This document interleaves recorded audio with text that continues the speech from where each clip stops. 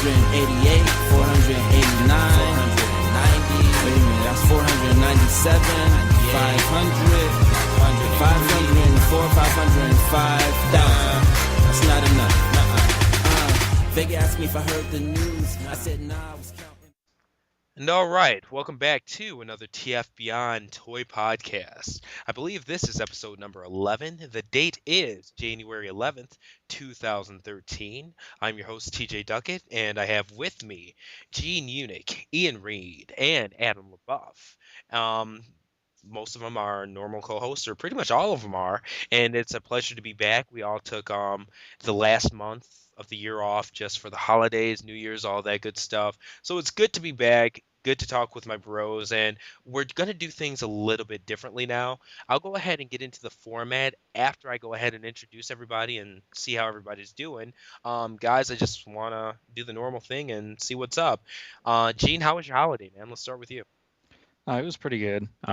Work's been busy, as has been the normal with the overtime, and school's really kicked into overdrive. I got all my interviews done for my data, so I've been trying to knock it out so I can hopefully get that PhD here by March. Holidays, we did a bit of traveling. My dad had some surgery, and he's recovering pretty well from that. We're actually heading out there next weekend to see him, so should be good. And the second kiddo, my son's growing well, so everything's good there, so no complaints. All right, very cool. And I'm glad you had a good holiday and everything like that. I know your parents were sick for a little bit there. I was like, whoa, because you never know. But I'm glad everything's going all right now. Ian, how about you, man? How you been? I mean, for the most part, the holiday was awesome. Saw more family than we generally do during the holiday. Bit of a rough week this week, but nothing too terrible. Just it's been good. This is a great way to start the new year for me, and it's awesome to be back on here. So I'm looking forward to 2013.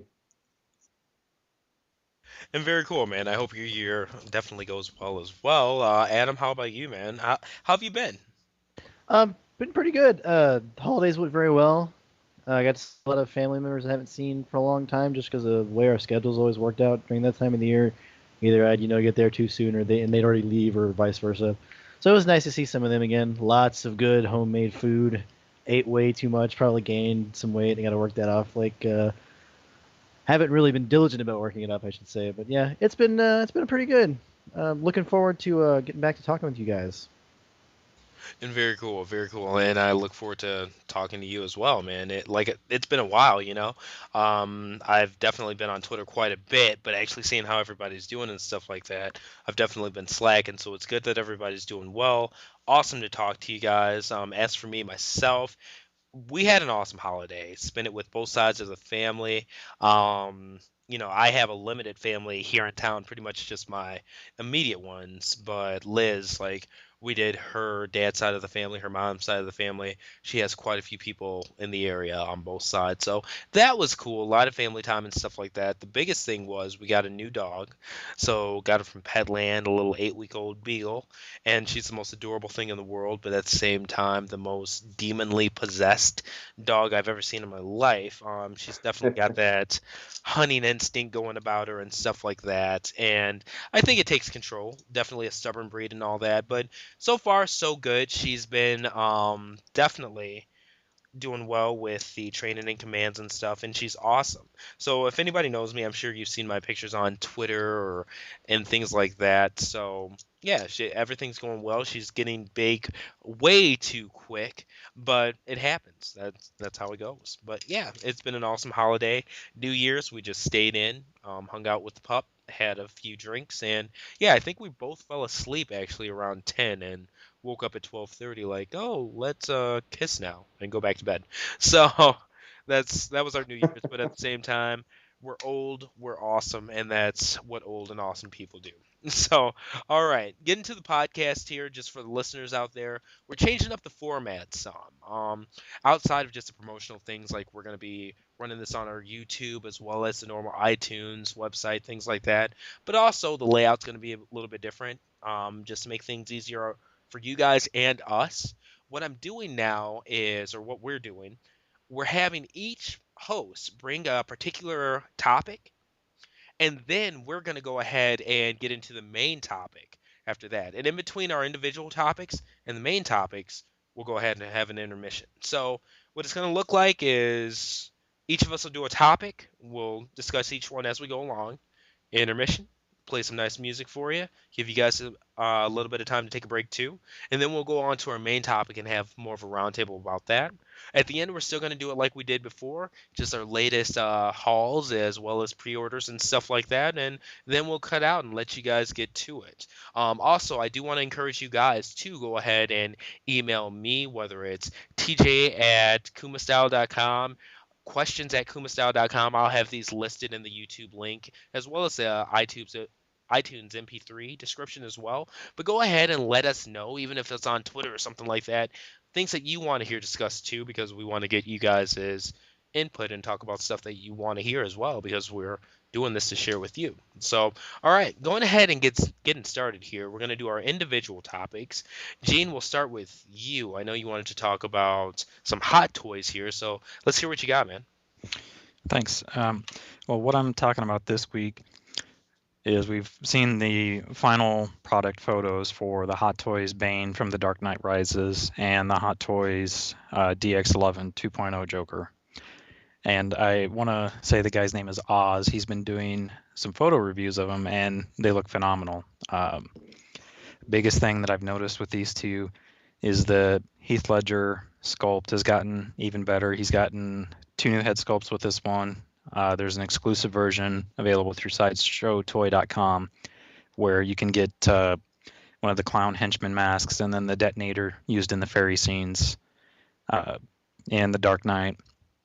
But one of the more interesting things is they've also included the table and chair and lamp from the interrogation scene. And one of the things they hadn't shown, but this review revealed, is that there's also a background for the interrogation cell at MCU when Gordon and Batman are interrogating the Joker. And I posted a few weeks back, there's this studio called Excess Studios where they actually have an actual jail cell and table set and all that. And I mean, they both look phenomenal. So that was a nice little surprise for me, because now I'll be able to have multiple setups.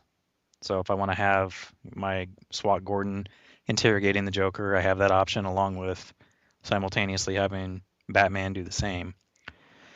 And Bane is a completely new Hot Toys main body from the looks of it. Very muscular, a lot more detail, and because typically if you remove the clothes off the Hot Toys, switch them out or switch parts out, usually there's not a lot of detail because most of the body parts are covered, so there might be minimal sculpting, if anything. But this one looks really good, because one of the more pivotal scenes in The Dark Knight Rises was where he had Gordon brought to him underground in the sewers, and he was shirtless in there, and you can definitely recreate that scene perfectly.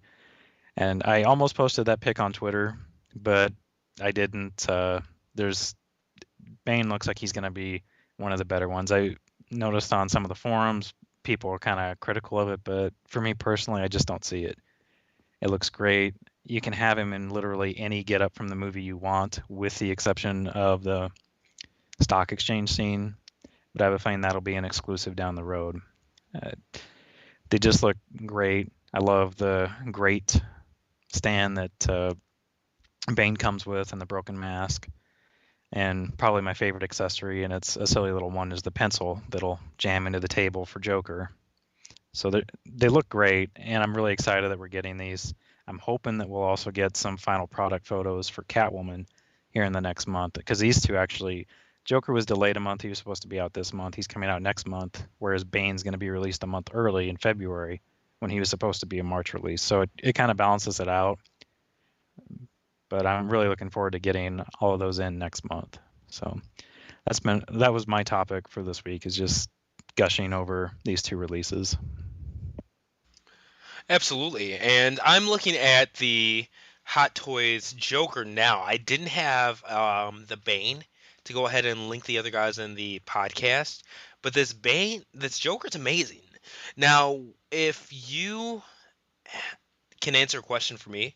As a non-Hot Toys collector, I have a couple of 1/6 figures now. I still have to open up my Classics Predator, so that'll be my second.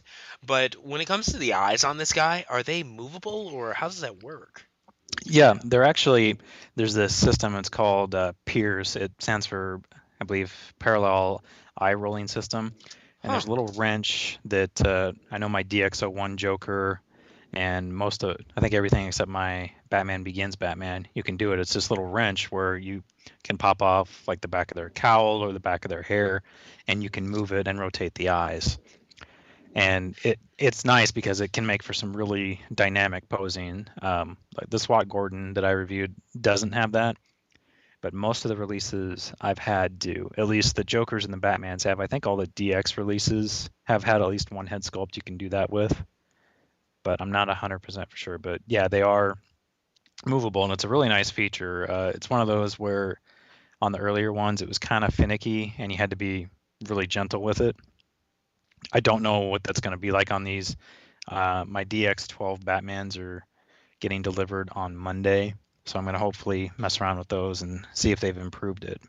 But yeah, it's a nice little touch in there, especially at this price point, that can really add a lot more depth and breadth to the characters. So wait a second. Did you say you're getting multiple Batmans on Monday, or Batman? Yeah. Yep. What's going to be the difference between the two, or three, or however many are? Nothing. Oh. It's just two of the same figure. Is one to go in the Bat Pod, or? Right, exactly. One will be on the Bat Pod, and then one will be just my standalone. As it is now, Yeah. Okay. I'm with you.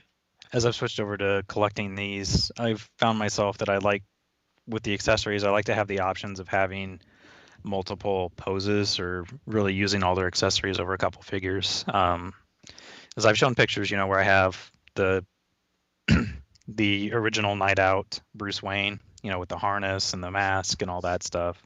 And then I've also got the Batman Begins Batman, and that's what started it. And then I did the same thing so that I have a Harvey Dent and a Two-Face on my shelf.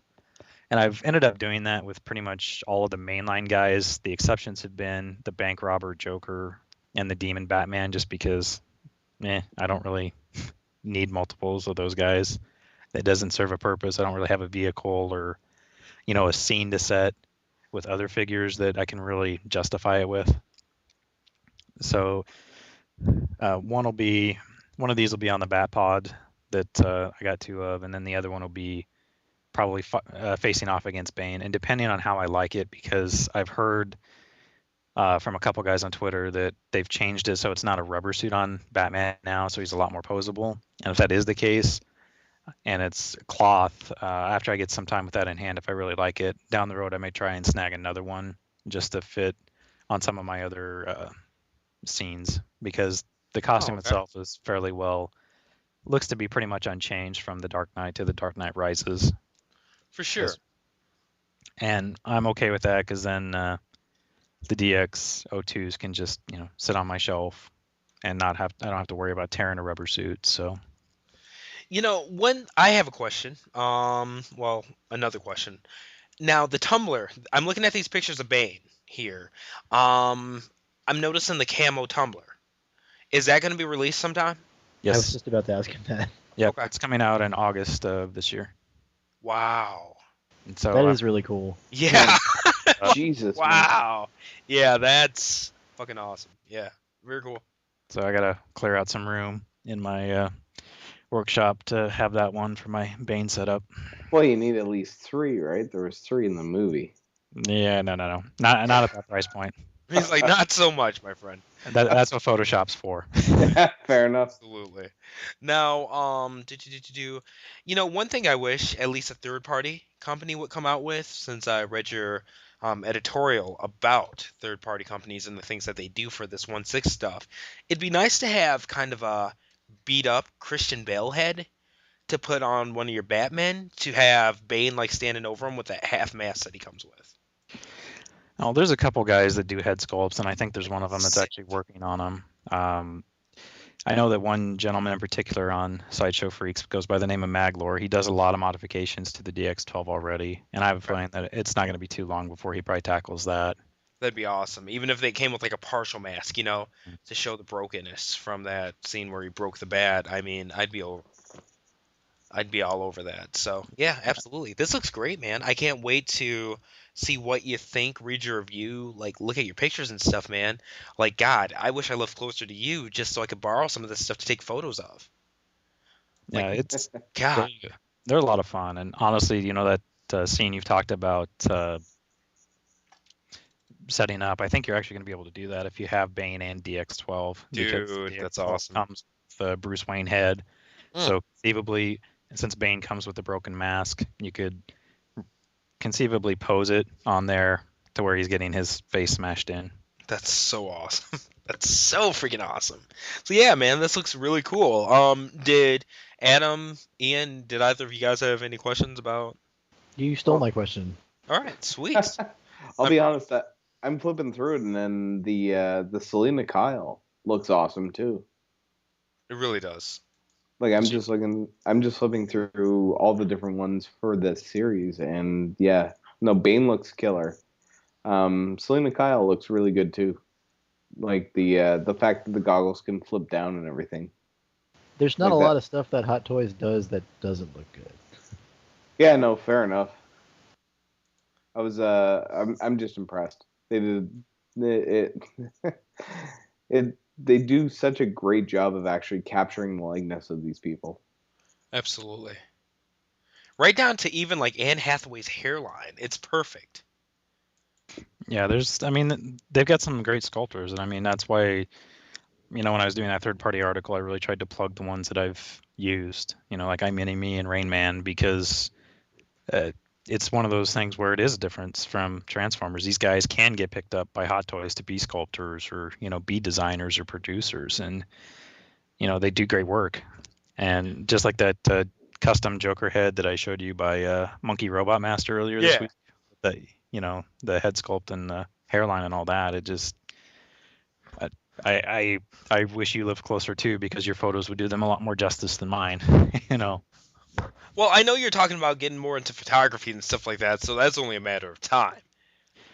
Right, but just for the immediacy, it's one of those I wish that I could convey better just how nice these things are, especially a lot of them that, and I haven't gotten to do the Ra's al Ghul or Lucius Fox, but these guys are just dead on, and they're probably going to be next up in my queue here for too long. So there's a lot of talented guys out there. I mean, there really are, and so it seems. And Hot Toys does great stuff, and I understand people have criticisms. People are going to have criticisms with whatever you collect, but for me, I guess I don't see a lot of it.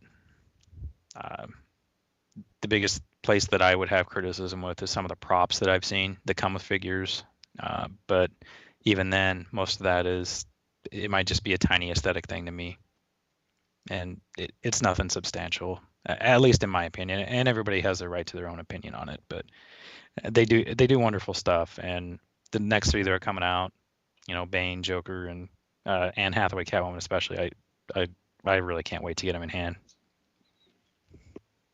And that's awesome, man. I'm glad that you're completing out this line. And sorry for the delay in my response. I just had to make sure my mic was off mute. But yeah, man, I really look forward to what you think of the pictures and stuff like that. Not trying to put over like the site or anything like that, but your articles are very good, very well written and things, and I enjoy reading them. So I really look forward to, reviews on this stuff, because it's stuff that 1/6, money-wise, not a problem. Display-wise, not a problem, because I'm starting to clear off some of the crap to actually have room for even my mecha and all that. But it's just, I have this weird thing about owning figures that are such a likeness to real people rather than like cartoons, because that's why I went with the Super Alloy Batman over, one of the DXs.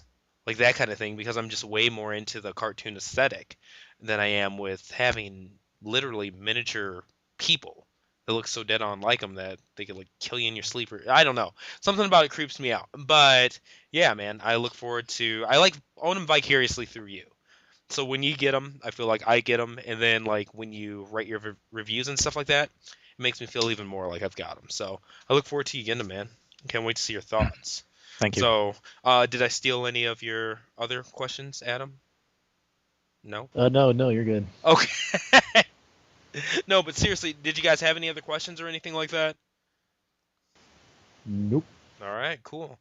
So, Adam, I'll go ahead and move on to you. I know you wanted to talk about Toy World's Hardhead homage, and I'll let Hard. you. Oh, Yeah, yeah. absolutely. So I'll let you get started on that, man. What are you thinking, brother?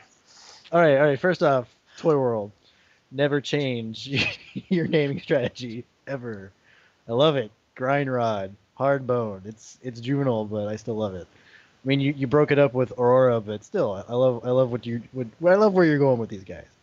But no, like okay, so I think it was yesterday they just dropped these pictures of the first colored pictures of I guess it's a prototype of Hardbone, which is like TJ said is the hardhead third party hardhead that these guys are doing, and I've been a proponent of this figure ever since I saw the CG line art like way back, and it still looks really cool. And I'm not sure about the uh, the green that they're using. It's almost like eye bleedingly bright, not quite there. And I think the more I've looked at it, the more I'm okay with it. I'm kind of hoping that it's going to be the same situation with Grind Rod, though. How the green the green color they use kind of changed shades of when they first took pictures of it of the prototypes, and then the final release version came out. I think it went from in that case it went from darker to lighter. Hoping this time it goes from lighter to darker. But even though I'm still pretty jazzed about this guy, think I'm definitely gonna pick it up at some point.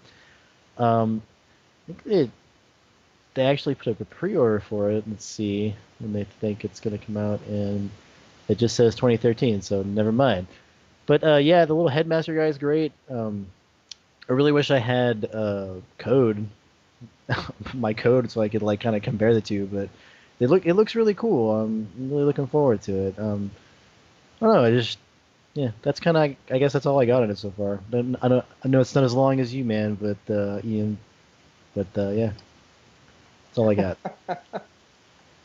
You had a lot of interesting things to say. All I have to be is like this thing's cool and I want it. And to be honest with you, sometimes that's all you need. I mean, it's such a straightforward toy.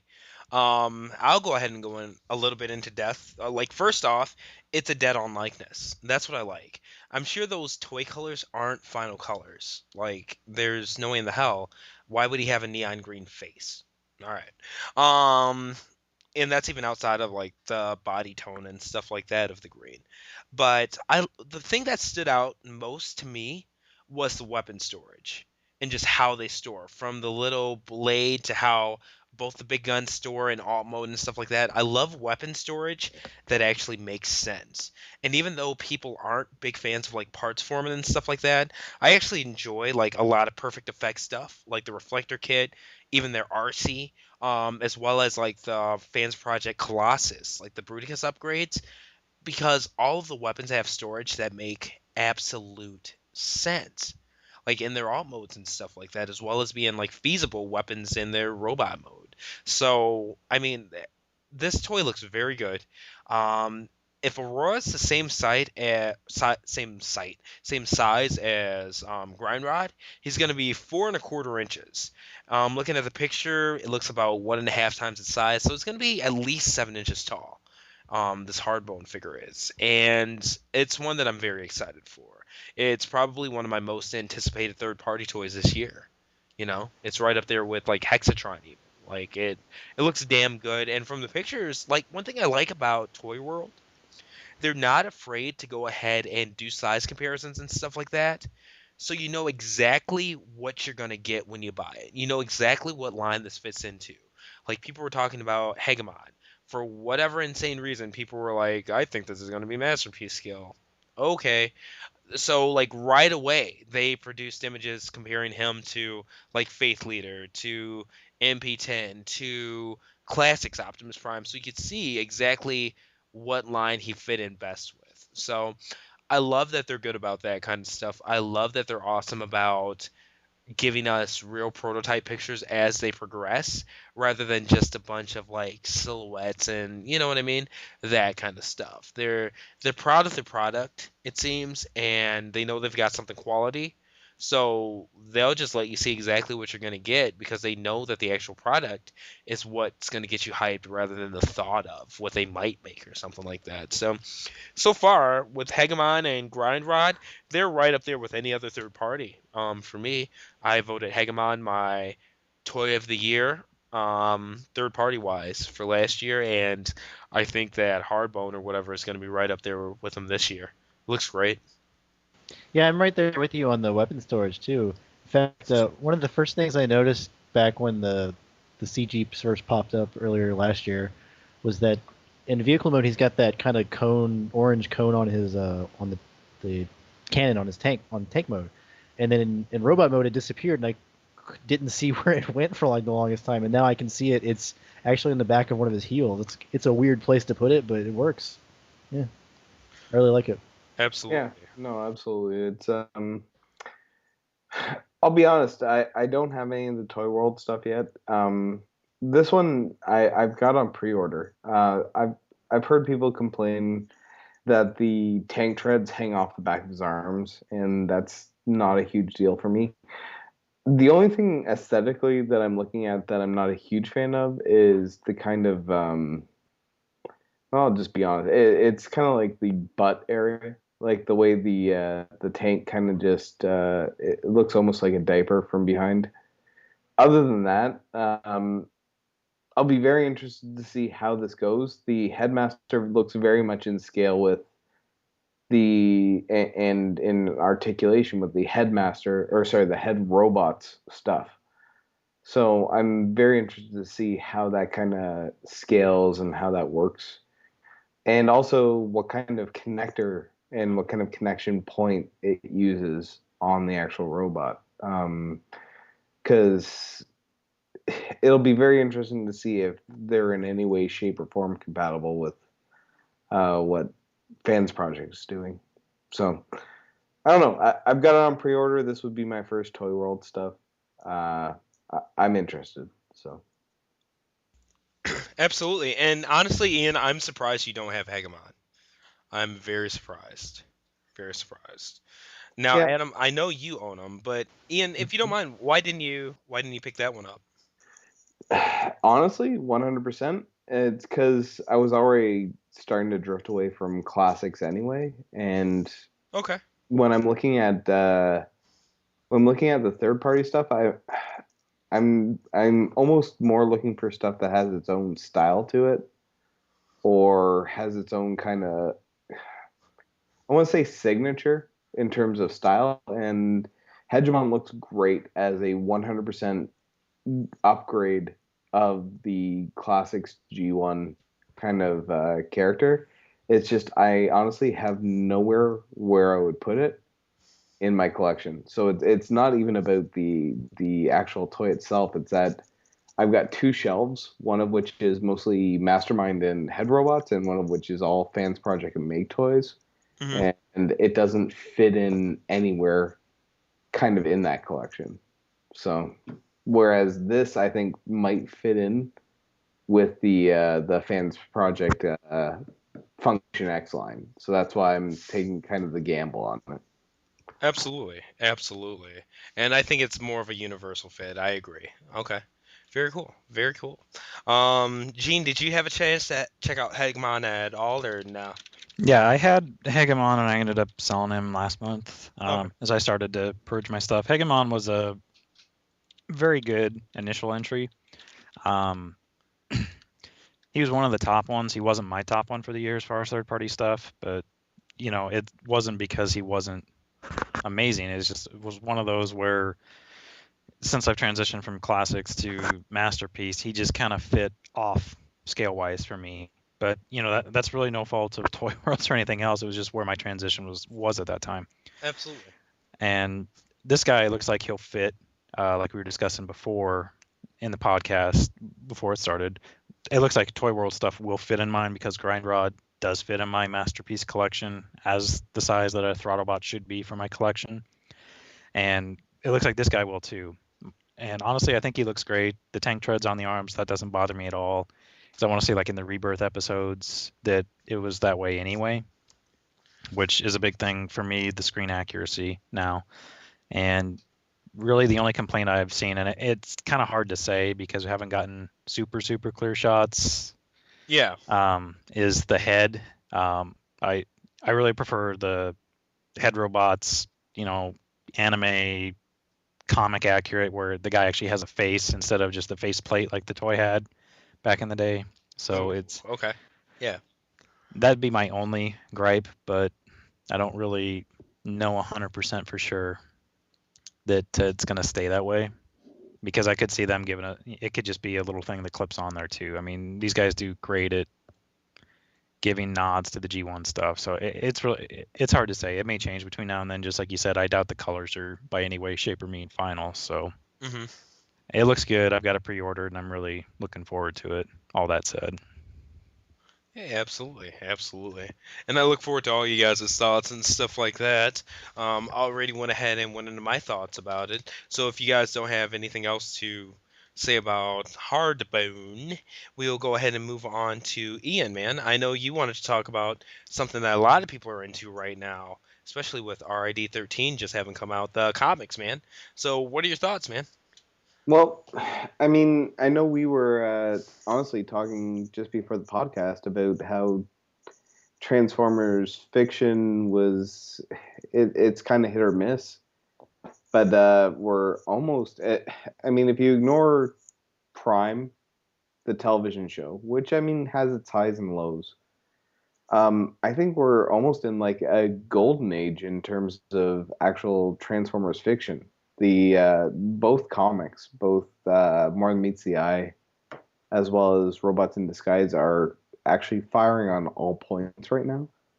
And to me, it's just I'm a bigger fan of More Than Meets the Eye. But even setting that aside, if you're just someone who wants to have good fiction right now, these series are just phenomenal. And Gene and I were talking on AIM the other day, and I shot him over, like, I think issue 1 to 10 of More Than Meets the Eye. But I'm not sure how many of you guys have read the comics. TJ, I know you're keeping up to date. Adam, Absolutely.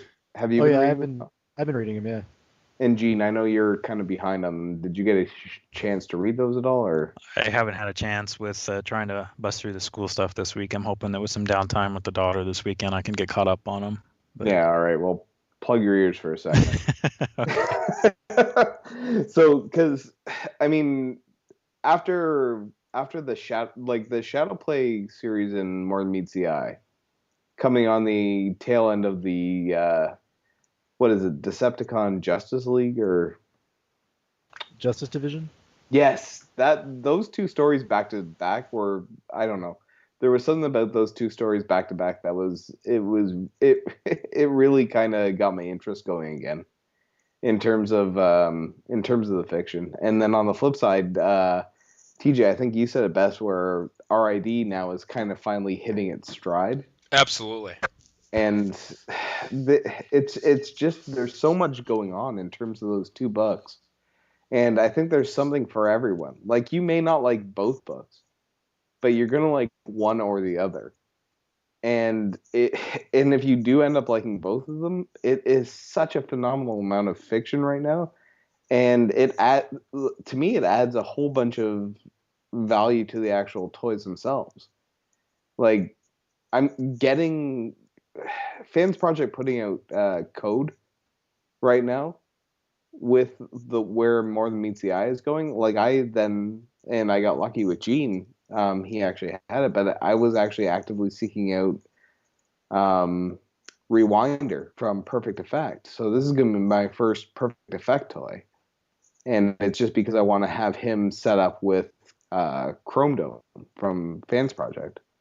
And I don't know. To me, the fiction and the stuff that goes along with it is actually at a complete high point after several years of the Transformers comics just being mediocre at best. Now they're really, really starting to ratchet up and actually be something that I don't enjoy just as Transformers fiction, but just in terms of comics. And I do get a lot of comics. Like, I read the Batman, I read the Spider-Man, and then I go with Adventure Time and all that with my wife. There's so much stuff out there, but the actual comic writing that's going on in terms of Transformers fiction right now is just phenomenal. So I don't know. I'm really happy with where we're at in terms of the comics right now. So that's all I wanted to say. Yeah, man. And honestly, I'm in the same place. More than meets the eye, it's a little bit more, in my opinion, not in depth, but it's not as easily accessible But as Robots in Disguise. And that was a big problem for me in terms of that comic and getting into it. But number 12, with like the different time points and stuff like that, just the way it was written and the layout, it kept me so involved and focused on the storyline, because I feel like RID is so like storyline driven that they're just trying to rush from point A to point B and stuff like that. It's almost like an action movie, whereas More Than Meets the Eye is more of a series, and they're playing out those storylines and developing individual relationships way more in depth and at a better pace, you know? And that took me off guard because I don't read comics a lot in the first place. I'm more of a movie watcher. You know what I mean? That kind of thing. yeah, no, absolutely, man. So, but More Than Meets the Eye 13 or 12 was so good that I literally went back and read the series from the beginning again just to catch up. And now I'm all square. But it was a little off-putting to me, and the writing was just fantastic. After I went back and reread, I could understand. I was like, wow, this is why people talk about More Than Meets the Eye so much more than Robots in Disguise, because the development is just there. And honestly, I think RID is still not there in terms of individual development, because, you know, the biggest thing RID has going for it, in my opinion, is what's going on in Prowl's head. Outside of that, there's an election. You know, Bumblebee's been a pretty static character. Metalhawk has, and even Starscream. I think that it took a little bit of time to reveal his like tweener area of thinking or whatever. But I think he's been like that the whole time. Prowl's the one that, to this day, like nobody knows like what the hell is going on with this guy. I love the pacing. There's not the development there that More Than Meets the Eye has, like I said, in my opinion. But the arc and the surprise at the end of Robots in Disguise, number 13, was out of this world. Oh yeah, it was phenomenal. And you know, spoiler alert, you know, the end segment when they went into the black room and I opened up that spread or whatever, I was like, shit. Because it takes everything from the very start of the series. It makes you go, what the fuck has even been going on this whole time? Well, it's awesome. It goes back even further to the police action part from the ongoing. Oh, absolutely. Yeah. Like very true. Yeah. It was 2000. Like number 13 was the one that kind of turned me around on RID.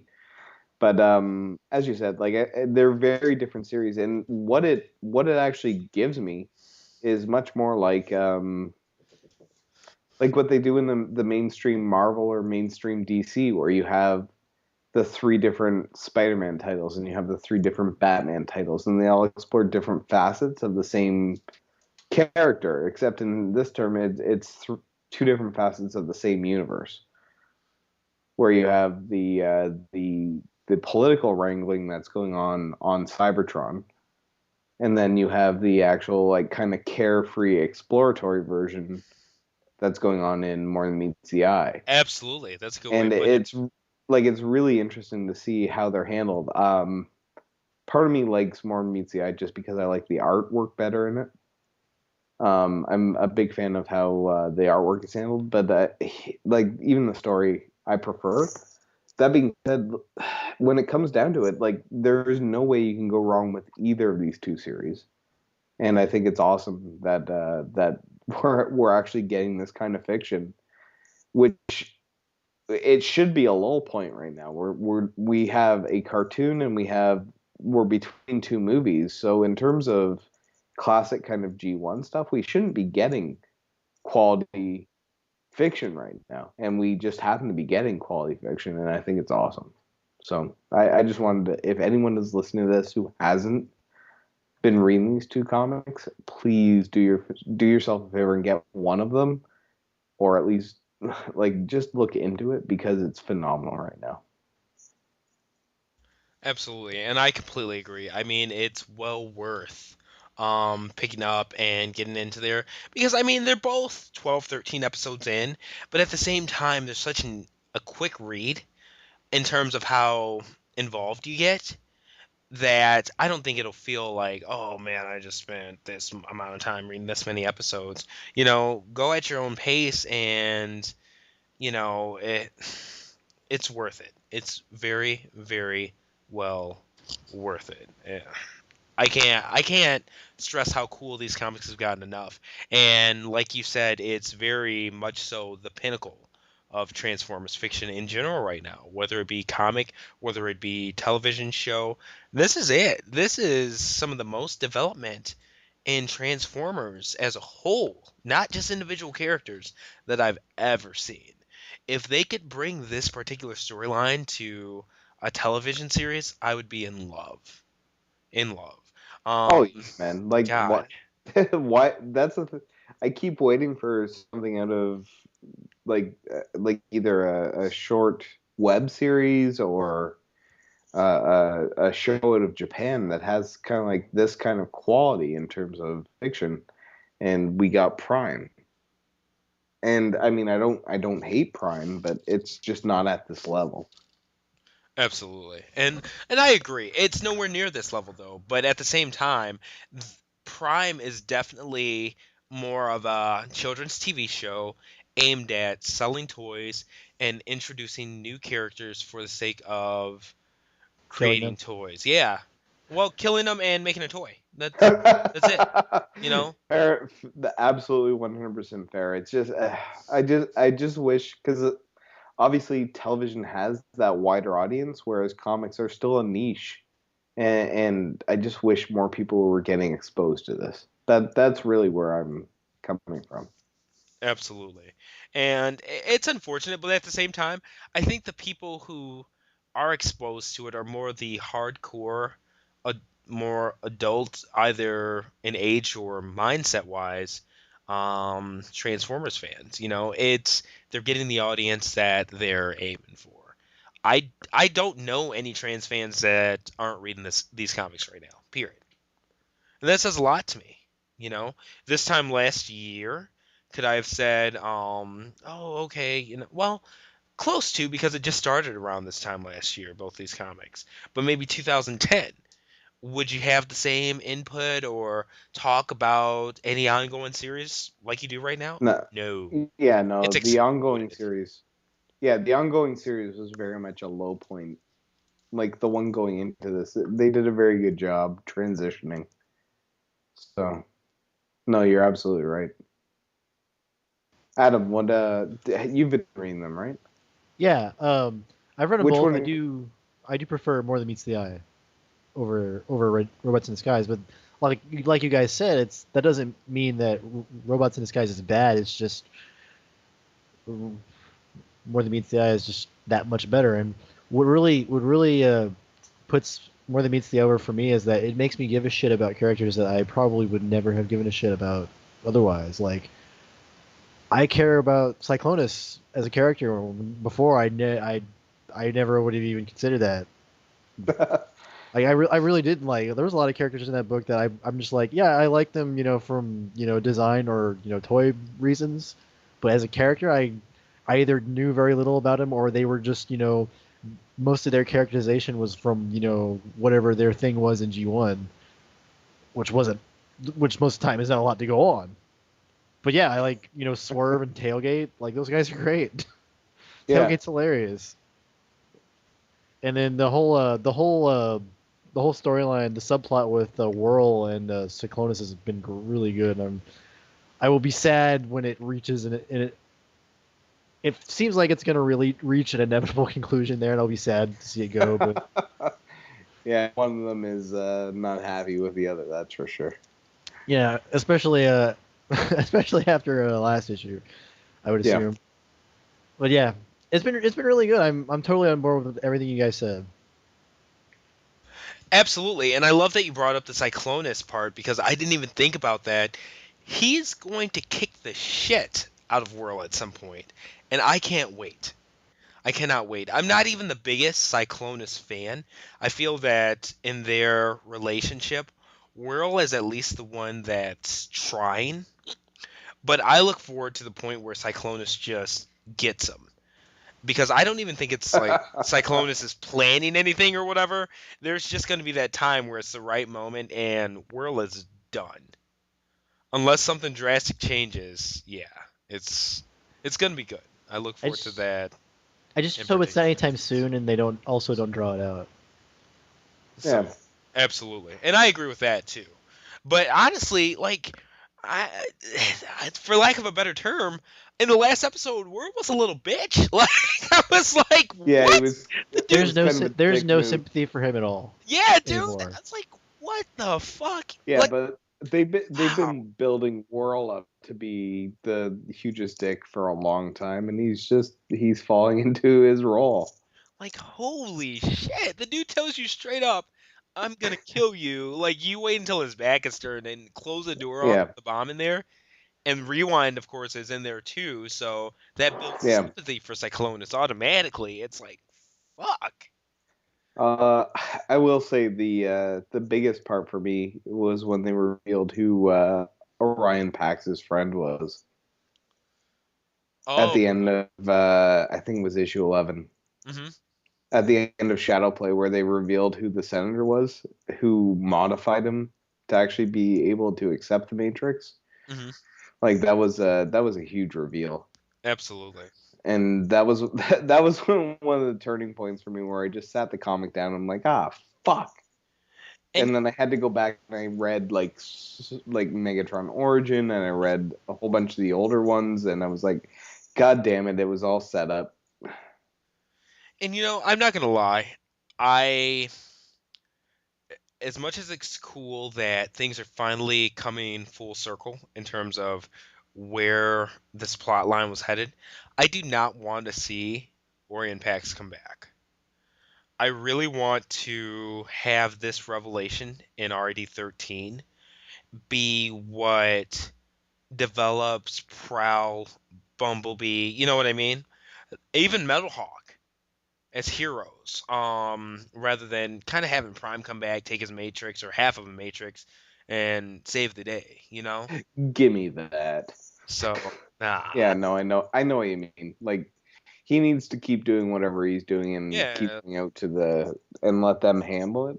Like, it's cool. Like, Pax is off. He's doing his thing. He's finding out who he is. He's going to neighborhoods, buying some shit. I don't know. I don't know what Pax is doing. There was like a spotlight on him. Yeah. He's tracking Bludgeon right now, I think. See, I need to go back and reread that because, like, the whole part about Pax, like, I just, like, whatever. Fair enough. Yeah. It's like, he's gone. I don't need to really see what he's doing right now. Unless, like, I read on the board that it plays into, you know what I mean? That it connects somehow to what's happening or what's gonna happen. But right now, for sure. top picture, he's doing his thing. He's safe. He's just being Orion Pax. Sell his spotlight. He's retired. Let him be retired. Leave him alone. So Speaking of Orion Pax, though, did you guys read the Spotlight? yeah, absolutely. Yep, absolutely. That was really fun too, actually. So I really like the end where he's like, fuck it, and he just picks up like a piece of metal, slaps it on his face. Faceplate. Yeah, I got it. I just like that they used the old eHobby cup repaint that they did years ago as his body. oh yeah, truth. Yeah, from the old Orion Pax repaint. Absolutely. Yeah. I also like I like that they tied what's his face? Alpha Trion in from the Ironhide. Yeah. And I like the way that IDW is handling him too, because he's kind of crazy and I like it. Yeah, he's an old coot. He really is. That's awesome. But at the same time, like I said, as cool as Optimus Prime is, like he's he is Transformers. Not gonna lie, but at least for the comic fiction, they have such an opportunity right now to really build other characters, and not just build other characters, but leaders in terms of the Autobots and things like that, that will be basically gone if he comes back. The one Sure. thing I hate about this RID series, at least, because more than meets the eye, it's pretty much all one. The people who decided to fly off, Autobot or Decepticon, you know what I mean? They're kind of going through the motions together. And it seems like there's a lot more focus on individuals with that. But Robots in Disguise, it's disappointing how outside of Starscream, there's no development at all, in my opinion at least, of Decepticons. Yeah, they're all still just scheming assholes. Yeah. Like two of them decided to stay at the bar because they didn't feel like being bothered. Sweet. But, like, I'm talking about real character development. Outside of Starscream, there's been none. Yeah. So, I don't know why that is. Well, I mean, what I've really appreciated also about More Meets the Eye is that they're not focusing on the two biggies. They're not focusing on Ultra Magnus or Rodimus, which it would have been so easy to do. Absolutely. Like More Than Meets the Eye could very quickly become the the dad and son story in space. Like Rodimus wants to go on crazy adventures, and then Ultra Magnus is like, no, we have to do this. It's responsible. And they've stayed away from that kind of dynamic. I mean, it's there every now and again, but they've not focused on it. Instead, they've done what you guys are saying. They've developed characters. And it's been characters like Adam was saying that no one gives a shit about, like Cyclonus and Chromedome and Rewind and all the like Red Alert. Who I know, beginning like Sky and stuff like that. I mean, yeah, like in Whirl, like it's been interesting to see that whole story develop, where it could have very easily become just like the Rodimus and Ultra Magnus show, and I'm so glad that they didn't go that route. So, what we need is like an ongoing that's Decepticon focused, but in the same vein as More Than Meets the Eye, where it develops a lot of those characters that we don't necessarily know a lot about, and actually makes them characters that we care about. Absolutely. And that's why I'm saying, keep Prime out of the picture as long as possible. Eventually, I have this feeling he's going to come back. But, right now, let it go. If the Decepticons have to wreck some shit for a while, great. I'm not looking to see the planet saved or see an absolute resolve immediately or even anytime soon. So I hope that they use this time to, you know what I mean, just let, Bumblebee's character go ahead and develop some Metal Hawk, that kind of thing. Because, God, honestly, even Bumblebee, he hasn't really developed too much, in my opinion.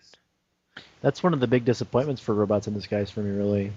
That was one of the things I was kind of looking forward to, is actually developing the IDW Bumblebee a little bit, and they really haven't followed through on that. But I'm going to go back to the beginning of what you said, Ian. The add-in value to the toys.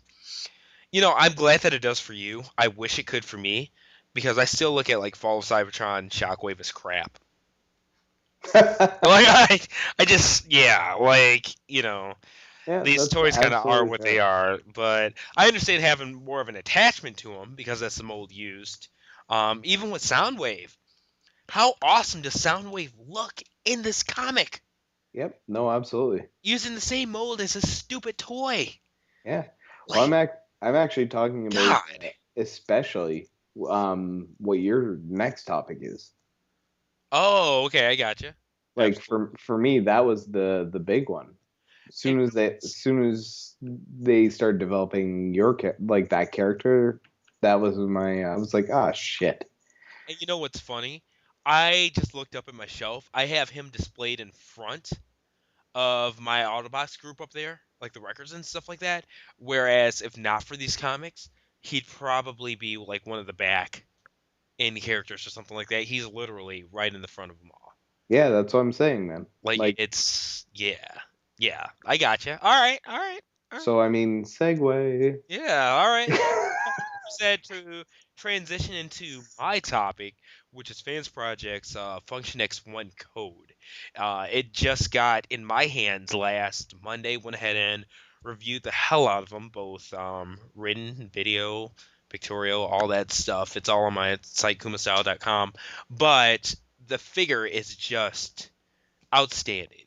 You know, if the one thing that the fandom as a collective group of self-entitled man-children, crybabies, cheapskates, if the only thing that they can universally say about a character is the fact that his ankles don't tilt, it's a pretty damn good character. It's a pretty damn good toy. And it shows. Like, once you get them in hand, I was very much so pleasantly surprised. The articulation, yeah, it's good. But my biggest thing was the overall feel of this character.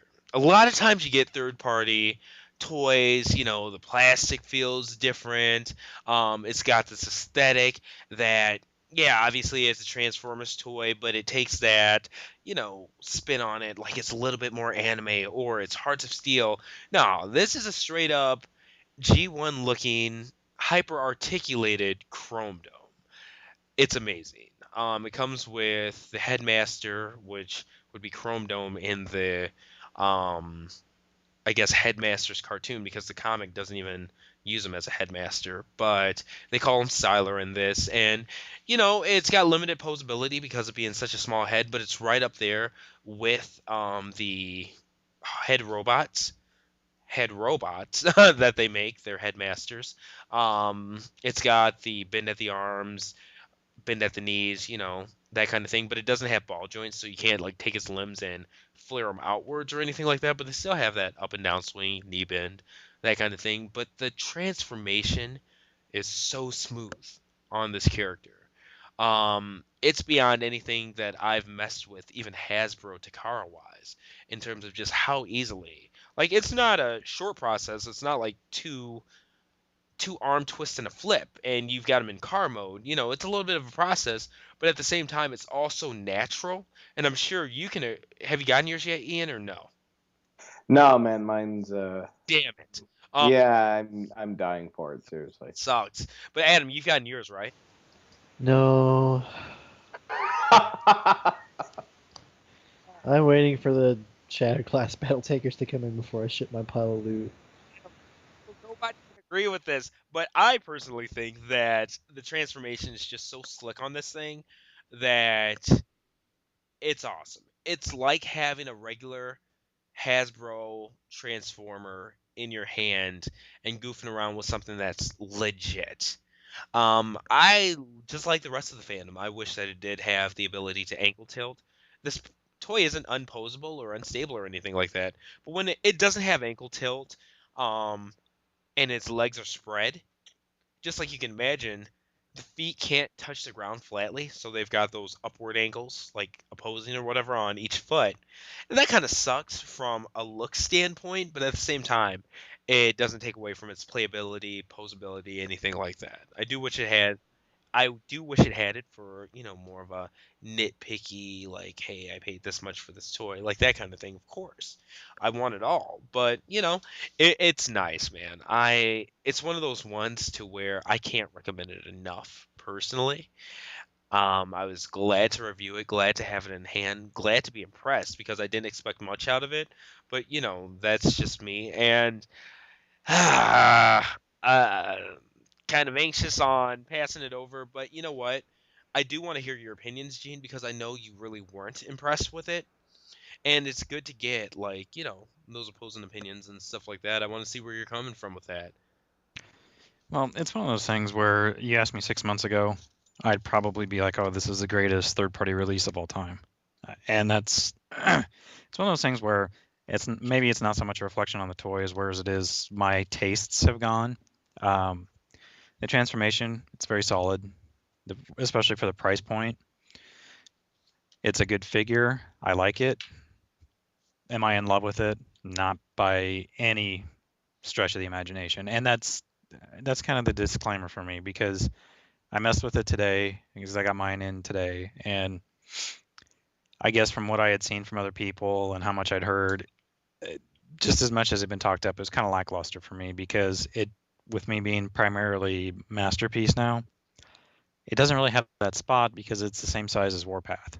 And, where Warpath is a mini bot, it was a letdown for me in those regards. The transformation was very good. I did like that, and I think it does have some good posability to it, but compared to some of the other third-party releases I've gotten in the past, it just really wasn't that huge game changer for me, so to speak. Whereas I feel like for the classics collectors, this one has that potential to be. But I think you're going to have to either just be a diehard third-party guy that it's going to be this wonderful thing, or you're going to have to be a diehard classics guy, because that's definitely where it was meant for, because it's a big departure from what they've done in the past, where they've had their own stylized, as you referred to it, the manga type of releases with their previous stuff. Whereas this is more a straight homage to the G1 toy. And I guess, and maybe it is my personal taste, but it just really kind of underwhelmed me. And my biggest critiques are is I'm not a huge fan of some of the color choices on it. That said, it's also significantly, I guess I shouldn't say significantly, it's also not that much of a bump price-wise from previous Fansproject releases. So I don't know. You compare it to something like Broadside or the Warbots, where there's a ton of playability, posability, you get more bang for the buck. It's just really kind of hard for me to say that it's on that level. Granted, it probably wasn't intended to be, since, it's just the one all mold and the headmaster, but it's one of those where I do feel there could have been more done with it. That said, some of the complaints out there, about the ankle tilts and other stuff, I guess that doesn't matter that much to me. It poses just fine. It does what it's supposed to. It looks good in both modes, but for my collection and for what I was wanting and what I was kind of hoping, it just doesn't fit. And it may be 6 months down the line if Toy World releases one, and I'm over the moon for it, because just where I'm at personally, you know what I mean? I absolutely do, man. To be honest with you, I can see where you're coming from because of the fact that I know where your collecting's at, and you're high end. Like, you went full on high end. I mean, you're collecting hot toys and masterpieces only. So your expectations in terms of posability, aesthetics, things like that, you're looking for a lot more detail, a lot more, I guess, in-depth engineering, if that's fair to say. Well, and that's exactly it. Yeah. Where I'm looking at is that screen accuracy, as I've kind of touched on my written articles. If I'm going to have something in my collection, I want it to be dead on. Exactly, dead on or pretty close to it. And for me, this just doesn't do it. And it's not a knock on any of the engineering or anything like that. It's just for what I'm looking for, it doesn't fit. Now, if I was still doing the classics, where it's classics updated or just a representation of the character, well, hell yeah, I'd be all for it. But it doesn't have that spot for me right now, and that's my biggest complaint with it. And that's why it, compared to when you and I had that brief conversation on AIM, I didn't really get a chance to flesh out why it was disappointing to me. And that's it. I don't mean to bag on the toy. No, there's absolutely nothing wrong with it. It's just for what I'm looking for and what I expect now is completely changed. And that's, it's nothing against Fansproject, especially for what their market set is, what they're looking at. They do a great job. I liked Giant a lot, but, there again, with what I'm at right now, Hercules is a better fit for me. And there's nothing, that's not to say that one's better than the other. It's just simply with where I'm at, what I'm looking for. Hercules is the better choice for my collection and its representation. Just, like if Toy World does a Chromedome, theirs will probably be the better choice for my collection. Okay. And, it's just because of the different targets that they're both shooting for. Absolutely. And I've made this comment before, where I think the third parties are going to start cannibalizing one another, and you're really starting to see that shot across the bow by these two companies in particular. Hmm. You know, you've got Fansproject, Make Toy. Okay, classics updated. And then you've got Toy World and iGear, where it's okay, we'll see you, but we're gonna make one that's gonna fit either for your classics or it's gonna fit for your masterpiece.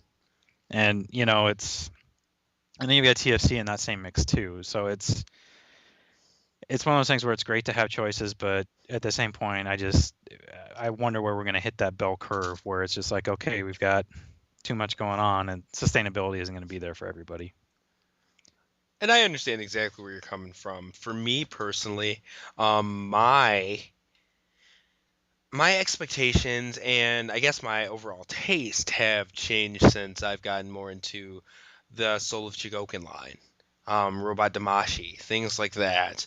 I'd rather have something that doesn't transform at all, even that is dead on accurate, fully like super articulated, than have a limited posability transforming toy. But at the same time, I'm still partially because I know you sold all of your stuff off, and once I get to that point, I know I'm going to feel the same way. But since I still have classics and things like that on my shelf to reference to, I feel like it's a little bit easier for me to put those standards for my high end stuff aside to be able to look at this as a transformer. Now, the problem is the fact that these third party toys are selling for the same price points as like the Bandai Tamashii releases, like the Soul of Chigokin, Robot Damashi, Super Robot Chigokin, like that kind of stuff. I'm sure that anybody listening to this, between like the majority of my reviews on YouTube and stuff like that now, know what I'm talking about because it's all I review nowadays. Um, the fact that these toys are regular releases for Bandai and have such extreme posability. Even if it's like a combining guest doll, like I'll use Dan Kuga as an example. I know, Gene, you saw a ton of pictures that I showed you of that thing, and I Yeah. cannot wait to review this. And this is an older Soul of Chigokin toy. I mean, this is for triple changing robots that transform into from tanks into animals, and they actually look like tanks and animals. Like this isn't half-ass shit. Into robots, which are like fully posable and stuff like that, and combine into a fully cohesive, fully posable guest styled and things like that. And then you've got $90 third party toys to where you're having questions about posability and stuff like that, and they only have one alt mode. So I completely understand, but at the same time, I just kind of I know it's an unfair bias, but I kind of say like, it's a third party transformer. What do you expect? Unfortunately, that's where I'm at with it. But if I looked at it at the same level or had the same standard that I do for like my Tamashii releases and things like that, even the model kits that I put together, god damn it, I would not even buy Transformers because I'd be damn near disgusted by them. Period. There's no way that I could buy a third-party classics level Transformer with the same standards that I have for the more high-end mecha that I buy. There's no way. I have to, as a consumer, put that aside and kind of know what I'm buying in the first place because, realistically, even Chromedome aside or Code, Gene, what are we seeing that really is up to snuff in terms Oh, of our other collecting? oh, absolutely, and Third and party that's or just not? it. There's nothing, That's and I guess for me, it's one of those where we've talked about it at length in previous podcasts, where absolutely. Masterpiece and Takara Tomy in particular saying, all right, you know what? If you're gonna try and take us on, we're just gonna release the shit out of Masterpiece and hit the collectors that are that demographic, and they have Hmm. done that. Yep. And when you look at an import prices, say you could import Sideswipe and Red Alert for Yeah. about what, $80? And So I you're think that's with shipping if you order from right, Robot Kingdom. Like, right. really. So Yeah. so you're looking at the same price for a Masterpiece official release Sideswipe or Red Alert as what it's going to cost you to ship one code from BBTS. And Wow. that to me, that's the defining line, and that's how that's how when I was talking about uh, disappointment with you earlier, That's where my mindset was. Because for the same price, I can get an official release that's just, is everything I want in the toy versus this that's kind of meh for what my expectations are now. And, this new Masterpiece line it really changed my thinking on everything. Because whereas it willing to accept some of those oversights before, and especially with the hot toys and like your Soul Shigoken stuff, I'm just really not willing to do that anymore. And again, and that's just my opinion, and that's not to discourage anybody that likes these. I'm not bagging on it for that. It's just that my expectations for what I'm willing to spend my money on have changed. And for those guys that love the Fansproject stuff, I completely get that love. I do. The engineering's great. It's nothing against that. It's just when I look at what I can get for the same price, official wise, I expect a little bit more. That's fair. And I mean, this goes back to what, like I was talking with TJ about this. When it comes back to those high end whatchamacallums, the Tamashi and all that kind of stuff, where they turn into like dragons that are basically like the feet or the heads and everything like that. I think they look awesome. It's just, for me, I enjoy actually seeing the engineering that it takes to go from a car to an actual robot. Like, I actually prefer the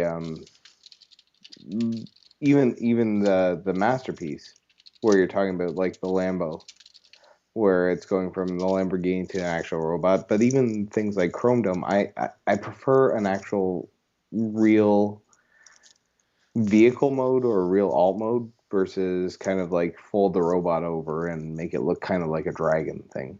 And that's just where my aesthetics are. So while I get where you guys are kind of going with, that's why I'm still excited about these kind of third party releases where they're actually putting the effort to make an alt mode that's at least recognizable. But again, that's just my own bias and preference to that. So, well, and that's not anything against it. I mean, it does that job very well. I'm not gonna dispute that in any way, shape, or form. It's, I guess for me, when I kind of consider that versus something else where maybe it's not as well loved, iGear's Brawn or Hench or whatever its name is, that fits significantly better for what I'm looking for than what this does. Two completely different attempts at two different characters. It's just one leans way more towards what I'm looking for in my expectations in my collection. Both are good toys in their own rights, and both are gonna fit needs very, very well.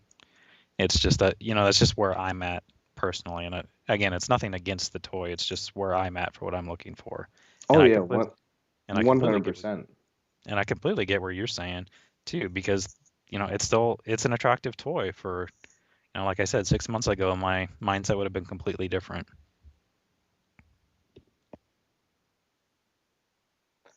Well, I mean, that's where it ends up going, right? Like everyone, we've talked about this ad nauseum, but I don't have very many classics anymore, and you have none. So it comes down to like our collections are changing. Mine is pretty much geared towards 100% third party stuff in Masterpiece, whereas TJ's is moving more towards like the kind of those crazy Japanese mecha that I have no idea what the fuck is going on with. And yours is going with Masterpiece, so and Prime Line. It I don't know. It's really cool to see that that we're all being catered to, though, because I've seen some amazing stuff from all areas of kind of the fandom in terms of what's available for us. So Absolutely. And yeah, man, God. I know what you're talking about, Ian, and the more simplistic transformations. But I mean, it's hard because, I know you've had some stuff going on and stuff like that, and I've shown Gene a lot more of the like 30 figures I've gotten in the past week, and It varies. There are different levels of transformations when it comes to the stuff I collect. You're absolutely right. And like especially some of the Gundam toys, and they're made to fit the show where the characters are mainly mecha that have these simplistic alt modes to where you kind of bend an arm, fold a leg, and it's a plane now. But you can kind of still tell exactly how it was transformed just looking at it because it's so simplistic. But at Yeah. the same time, there's other stuff I collect where you get more into the higher end stuff like Soul of Chogokin that make Transformers toys look like a joke. Or is that one yellow one where the guy fits inside and he turned into a lion? Yeah, you're talking about Kurojishi. That's his name. It's from the Tobakaji anime. Yeah, I mean, that thing was cool. and see, that's considered mid tier at best when it comes to Soul of Shigoken. I can't wait until I get my Deoja in next week. I'm gonna show you this, and I think even as just a transforming robot fan, your mind will be blown. I almost know it will. It's not even being cocky, but like it's just so damn good. Well, And I you can look see forward to exactly, it, man. yeah.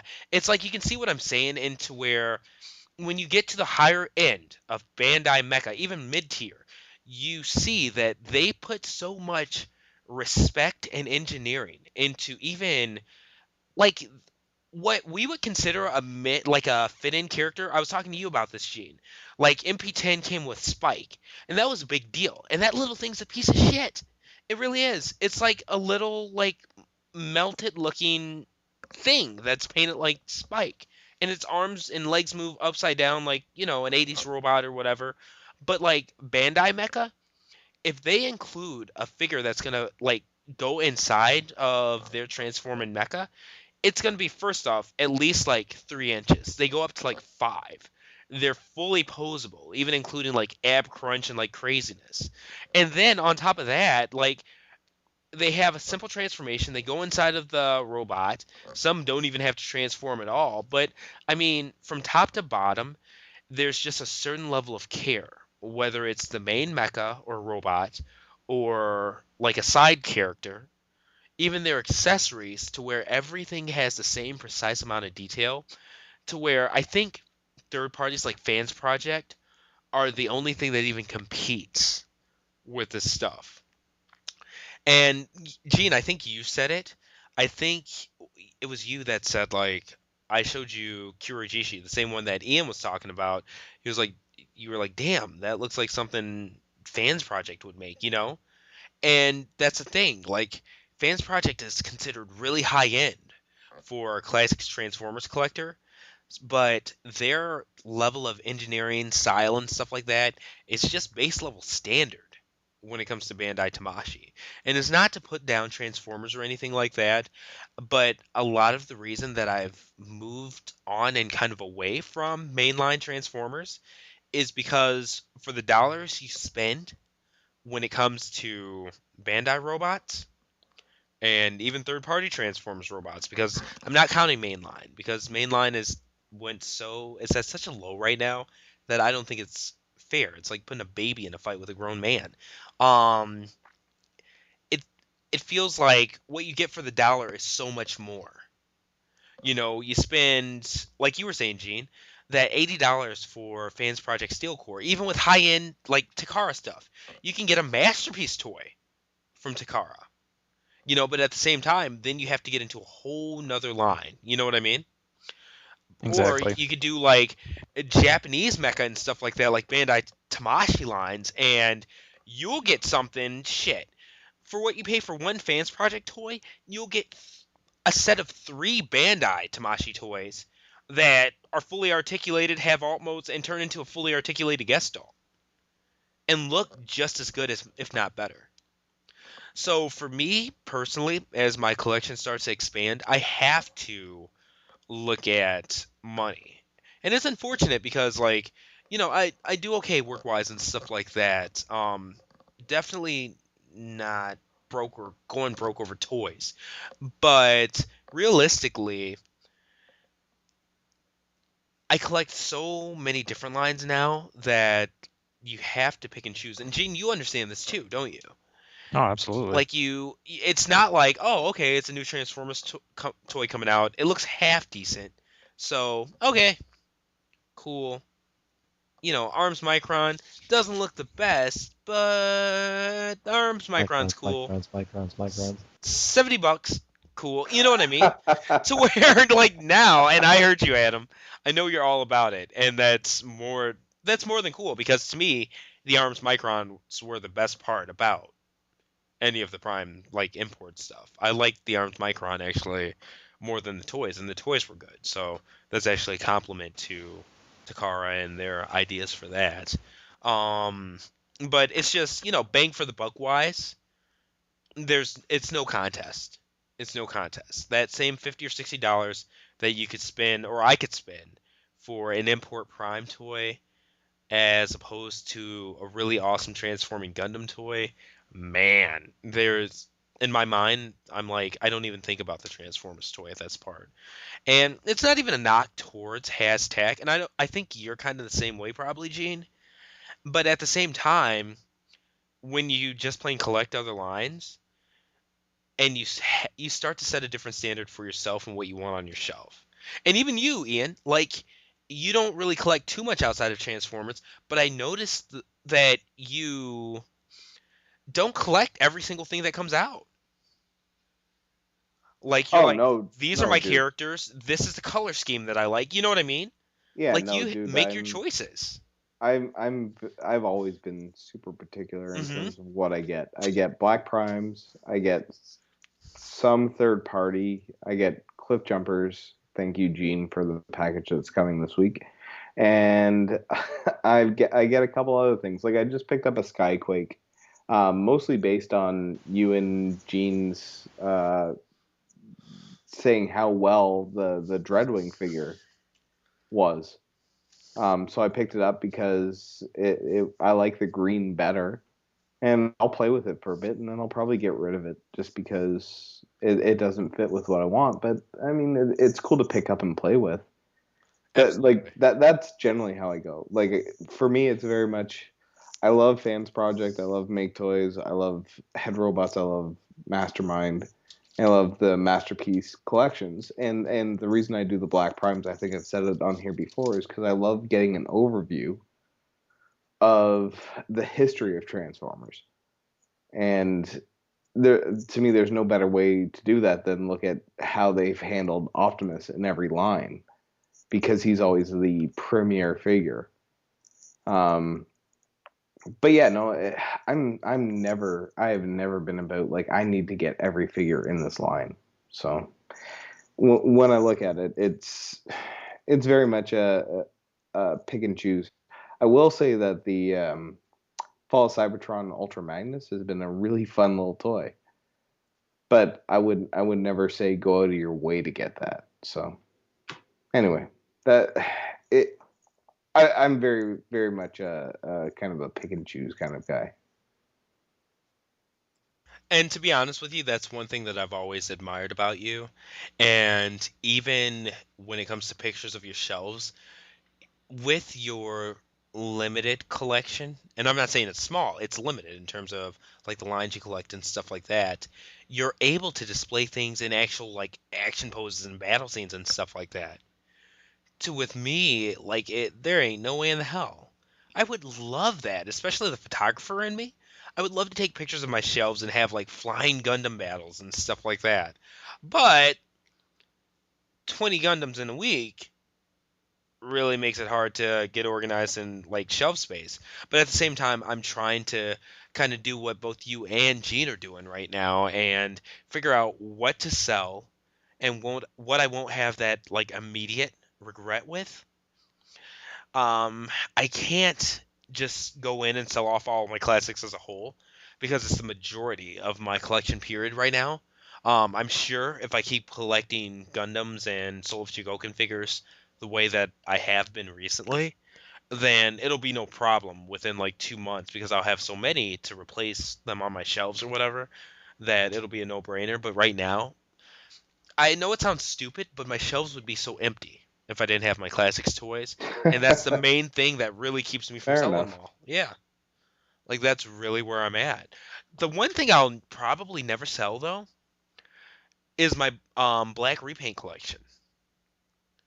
Yeah, man, that's fair. Like I for whatever reason like black and red, unfortunately I got some black and teal on there, but Oh, yeah, gross. black and gold, god damn, like they're the sexiest things on my shelves. I love them. Well, I think and that's I something Ian can get behind. yeah, that's what I was saying. Like, I completely sympathize, and it goes back to what I was saying. Like, I collect black primes, and it's black plus gold or plus teal or plus red or whatever, Mhm. but black primes. Mostly, like I said, because it's an amazing overview of the history of the product line. Like I have shit from Beast Wars, I have shit from Generation One, I have shit from Robot Masters. It's just a fantastic view of the entire product line, and there's something like the blue and red of the regular Optimus Prime is just so.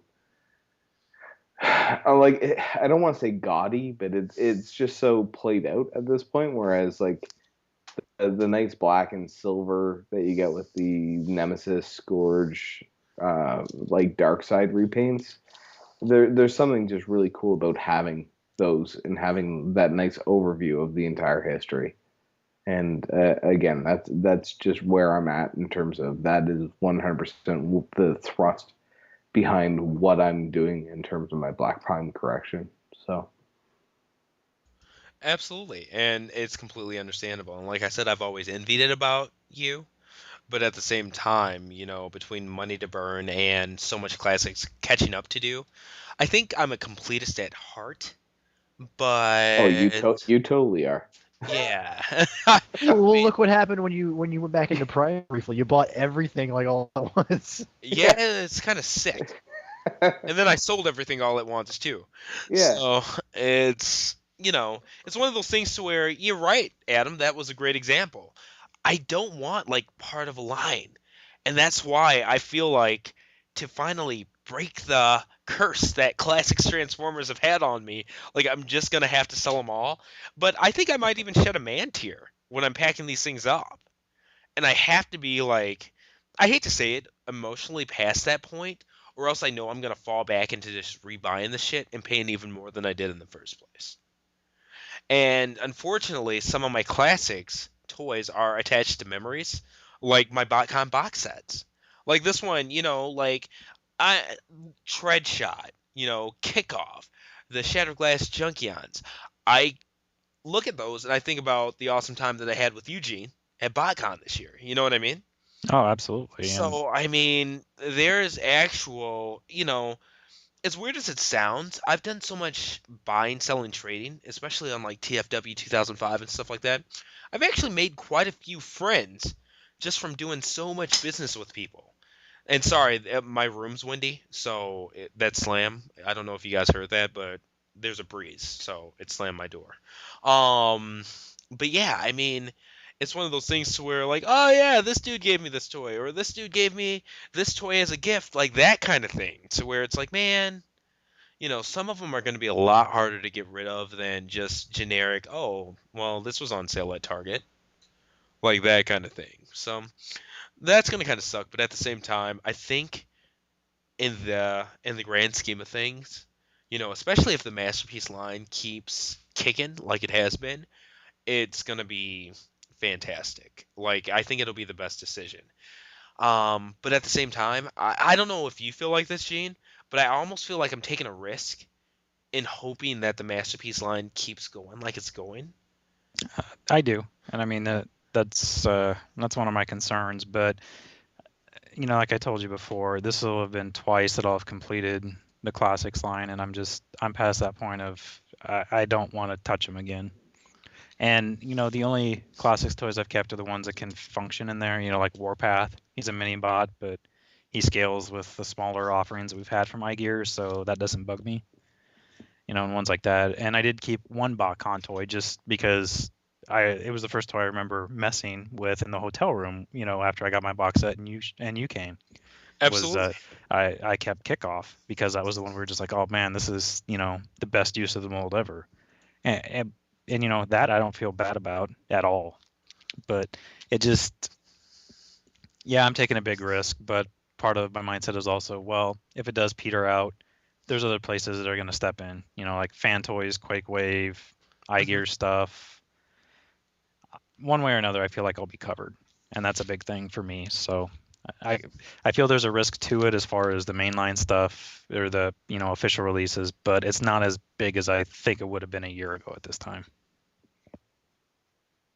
And I completely agree, man. I'm not even gonna lie. Like I said, it's just hope. But at the same time, I feel like my collecting the Soul of Chogokin and Bandai Tamashii, I forget. Like, I look at my shelves and I'm like, shit. I also collect, the Figma Nintendo characters, classics Ninja Turtles characters.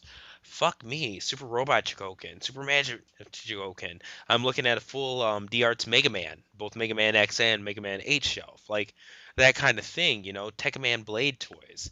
I think I'm going to be okay. I think whatever shelf space I clear up will be filled up in no time, but at the same time, it kind of sucks because, Gene, I met you and became friends with you through like just bargain hunting and stuff like that. And just like me, you know that it um it's a grind. Looking Oh, for deals absolutely. and stuff like that, so the amount of effort put into, I guess, building those collections, it kind of sucks, but to let it go. But at the same time, I'm almost kind of proud of it too, because I think we're all growing as collectors and stuff like that. Most definitely. Most definitely. But all right, that's all I have to say. It started with Fansproject Code and it veered off into life. But yeah. So are you guys ready for an intermission? I'm hella ready. Awesome. Oh yeah. All right. So, all right, everybody listen, we're going to go ahead and take about, couple minute, 2-3 minute break or whatever, play some music for you guys, let you guys get a chance to relax or whatever, get a drink or something like that, do whatever you got to do, and we will be back. Don't forget, if you guys think of any questions while you're listening to that, email me, email Gene, email Ian, catch us on TFW, Twitter, however you can, and let us know, because we want to talk about topics that, you guys want to listen to too. But all right, we're taking an intermission.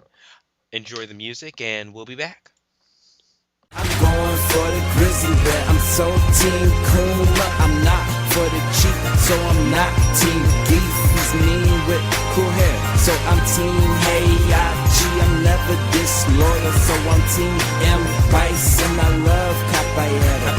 Team Eddie Gordo. I love Wesley Snipes and Blade. I'm so team Ravens. A guy doesn't like them, so I'm not team Adon. And I don't like lizards, so I'm not team Gone. Vega said you should practice if you hope to win. I said if I had to practice, I would, like Mokujin. I have so many styles, no one can hold me from what my fists do. He said I could hurt myself. I said I'm not Yoshimitsu. I'm afraid of nothing, and that you could quote me on. The strongest guy's named Murdoch.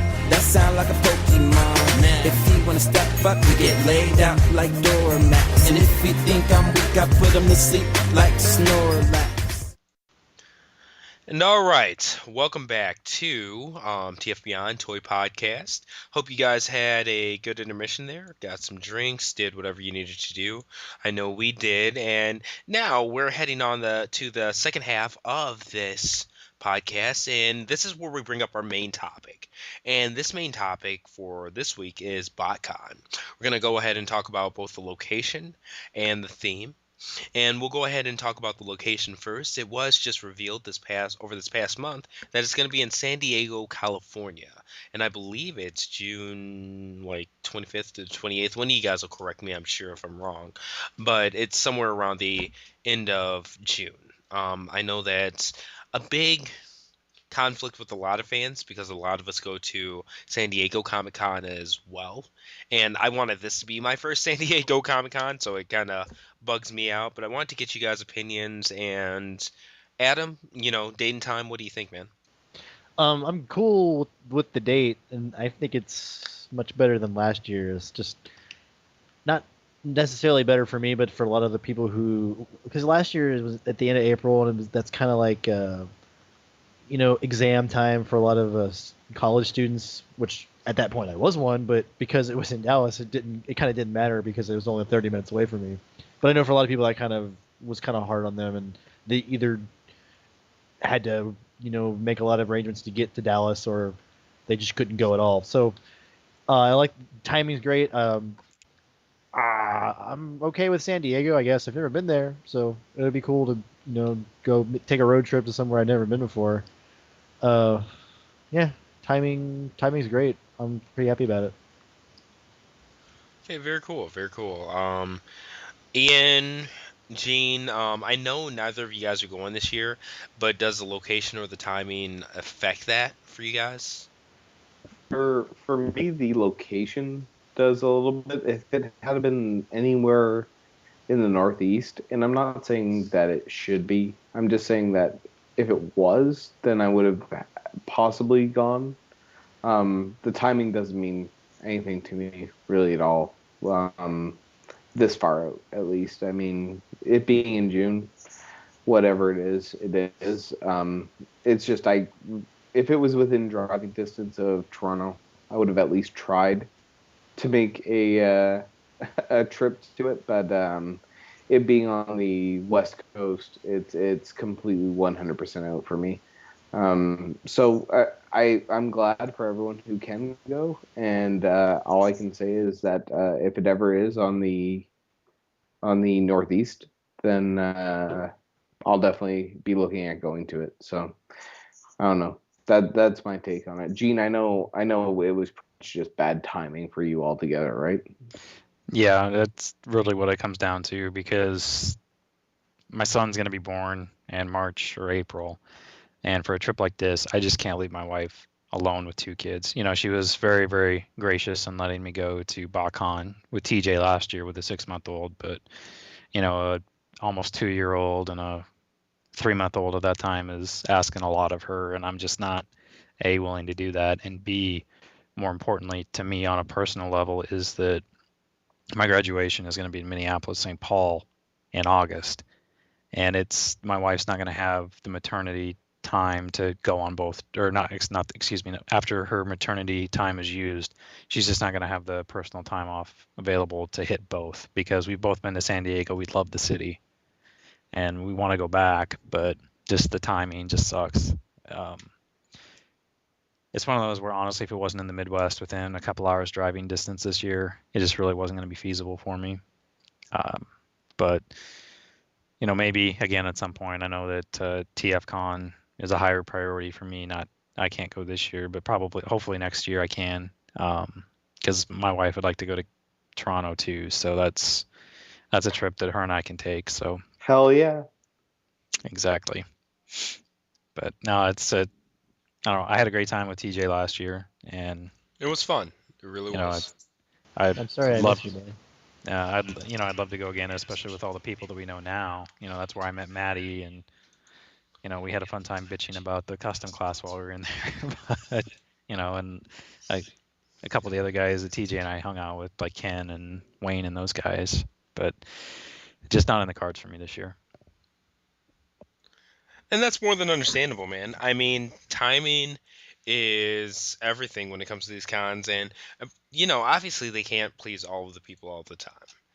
Like for you as a child, for me it's, damn, I want to go to Comic-Con, it's a month away from TFCon too, and even work-wise, I can't take 4-day vacations 2 months in a row.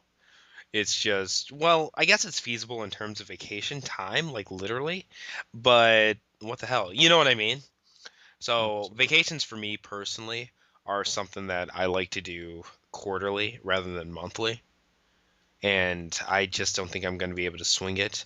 So I've got to choose one or the other, if that's the case.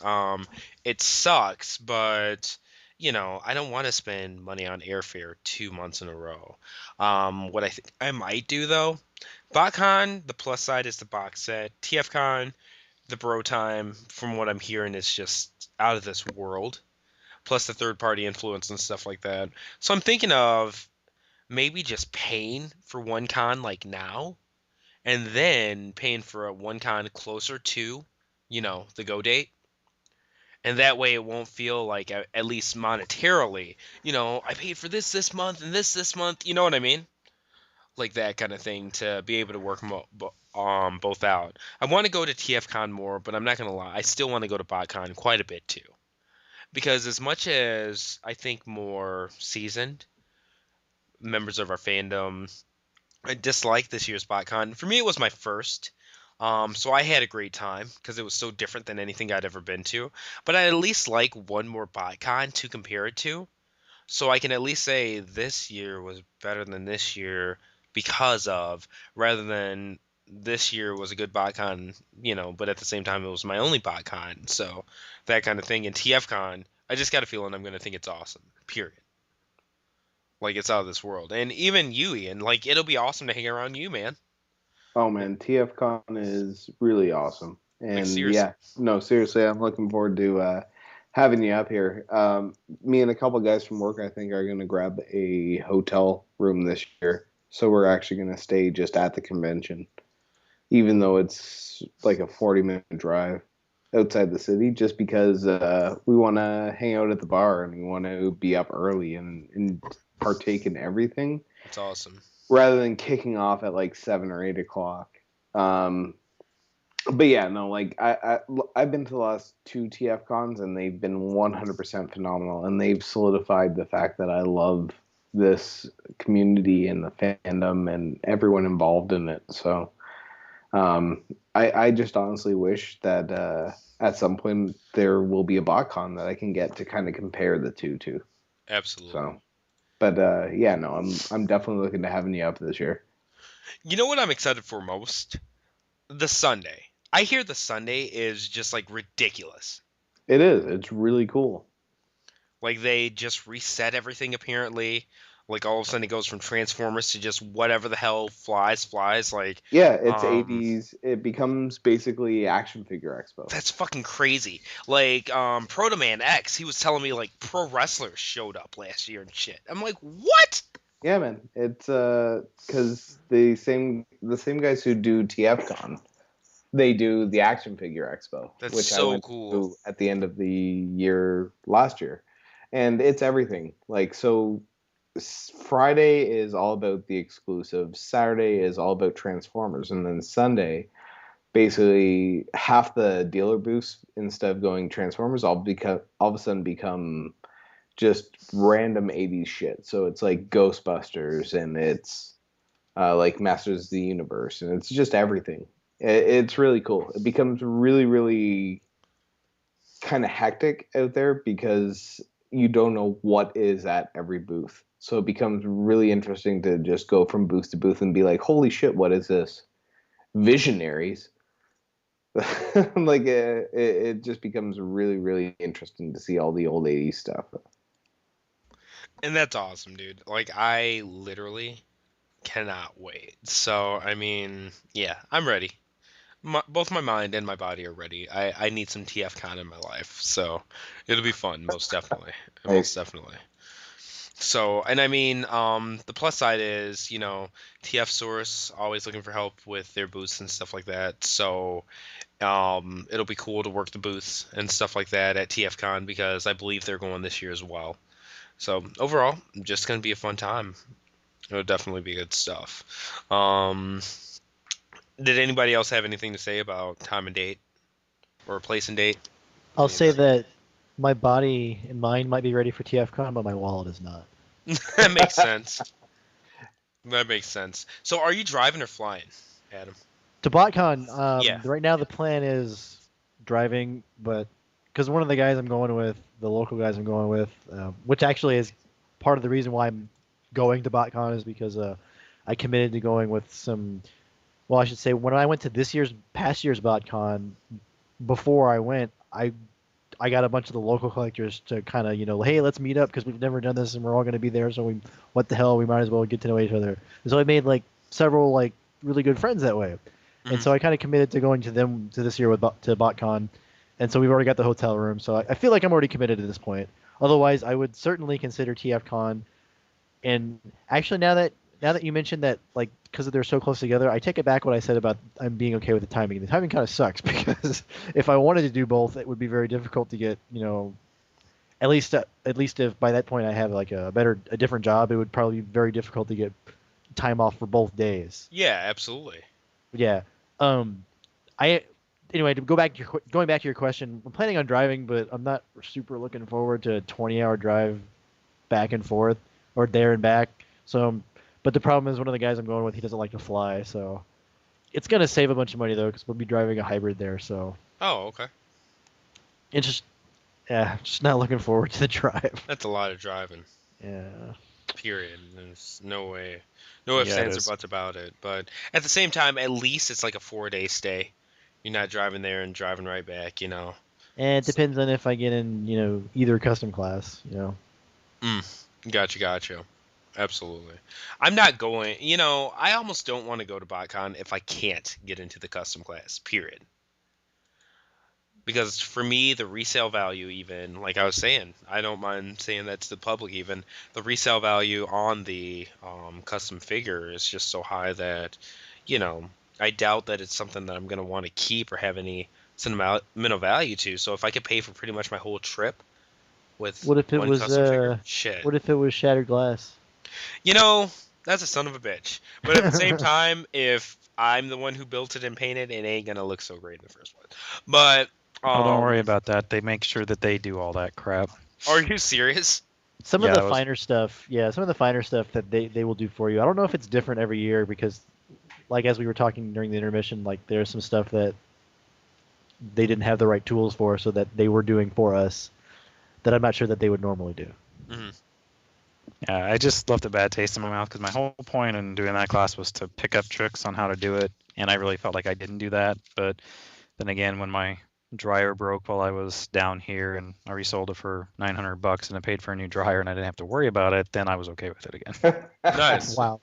Yeah, Yeah, man. the BotCon class is more like an assembly line. Learn how to work on an assembly line more than learn how to, the tips and tricks that you were looking for, I guess. Yeah, no, Well, the Silvershot put it best. He and I didn't realize it was him till the next day when we were walking out, and he goes, "Yeah, I just paid $115 for fantasy sweatshop camp." That's awesome. That's really what it was. yeah, man, Except we were much slower than they would. That's awesome. We'd have been Oh, whipped to smithereens if we were really there. He said a slow sweatshop. That's yeah, awesome. you're not putting it together fast enough. That's awesome. But That's the awesome. the TFCon one is very much you actually take the figure out of the retail package, strip it down, sand it, paint it, figure out how to apply stickers. Like that's the counter argument to it. Like that's what the TFCon class is. That's Okay. actually what I'm looking forward to in the third party custom class because that Incline's doing, because there's going to be some like going by the JPEG he posted on Twitter like and 30 minutes ago or an hour or whatever it was. They're going to be doing some like painting techniques and that stuff. It's not just building the figure. There's going to be like actual like tips and tricks, like Gene said. So that's like I hope if I get into that, which I'm really crossing my fingers on, hopefully I'll be getting into that. And yeah, that's one of the big things I'm looking forward to at the con. And that's awesome. If I go, like, I definitely hope that I can do the same. Because I feel like the customizing class would be just fantastic. So I look forward to it. Either way. But now we can go ahead and move on to the date and location and the theme. Okay, that's the second part. And that's going to be Machine Wars, apparently, as revealed in the last edition of the Transformers Collectors Club comic book. I haven't even opened that magazine. It's like literally still in the envelope. But yeah, it was already spoiled, before I got mine in hand. So didn't have much to look forward to there, but it was revealed that it was going to be Machine Wars. Personally, I'm a fan of the Machine Wars designs and stuff like that. I'm a little bit leery on seeing what molds they use, since rather than making new toys, they repaint and pop different heads on existing ones. But, I want to get you guys' opinions on that, because whether you're going or you're not, I'm sure you all have an opinion on that. And Gene said he'll be right back. So Ian, I'll start with you, man. What's up? What do you think? Well, I mean, I had almost no kind of affiliation with Machine Wars. Like I honestly have almost nothing that I know about it, or like it just doesn't have any resonance with me. I wasn't into collecting at that point, and from what I understand, there's not a lot of fiction to go along with it. So, I mean, I'll be interested to see what molds come out of it, but as of right now, I'm not sure what I would necessarily even be interested in from a toys perspective. It looks like it has a very muted kind of dark color scheme. So, Mm-hmm. I mean, if there's anything that I'm interested in, it is that. Yeah, I'm just having a hard time pulling up anything in my head that I'd be really super interested in from a toy perspective. So I don't know. I wish nothing but the best for the box set. I don't have anything that I can say. Oh, I really want X. You know. Yeah, So that's totally understandable, man. So, and I have the same opinion in terms of actual, whatchamacallit, attachment to the series. I know nothing about Machine Wars and haven't really even bothered to look up any of the fiction and stuff like that after the reveal, you know.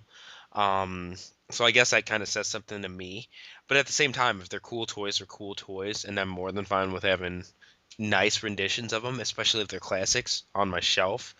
My problem comes in where they can potentially use movie molds for that, and I'm not the biggest fan of a lot of movie molds, so they'll definitely have to do that selectively. But I mean, I think it has potential. It's definitely something different and something that hasn't been updated at all, whether it be like Hashtag official or, even third party. Nobody's really tackled updated Machine Wars homages. So are they actually allowed to use the movie molds? I think it depends. Like they can't use the licensed ones, but some of like the classics hybrids, I know they Okay, can. Like gotcha. Hunt for the Decepticons, that shit. Oh shit! Yeah, Yeah. they used Rotostorm Spray. was it? Or Well, sea spray too. Yeah. sea spray and bludgeon last year. Yeah. Yeah, Okay. and tomahawk. yeah. Yep. Never mind. I completely missed those. So Yep. I just thought there was some rule or something that they couldn't use the. But like you said, it's probably the licensed ones. Exactly. And because 70% of them suck. Truth. To be honest with you, I'm not trying to be even That's funny, fair.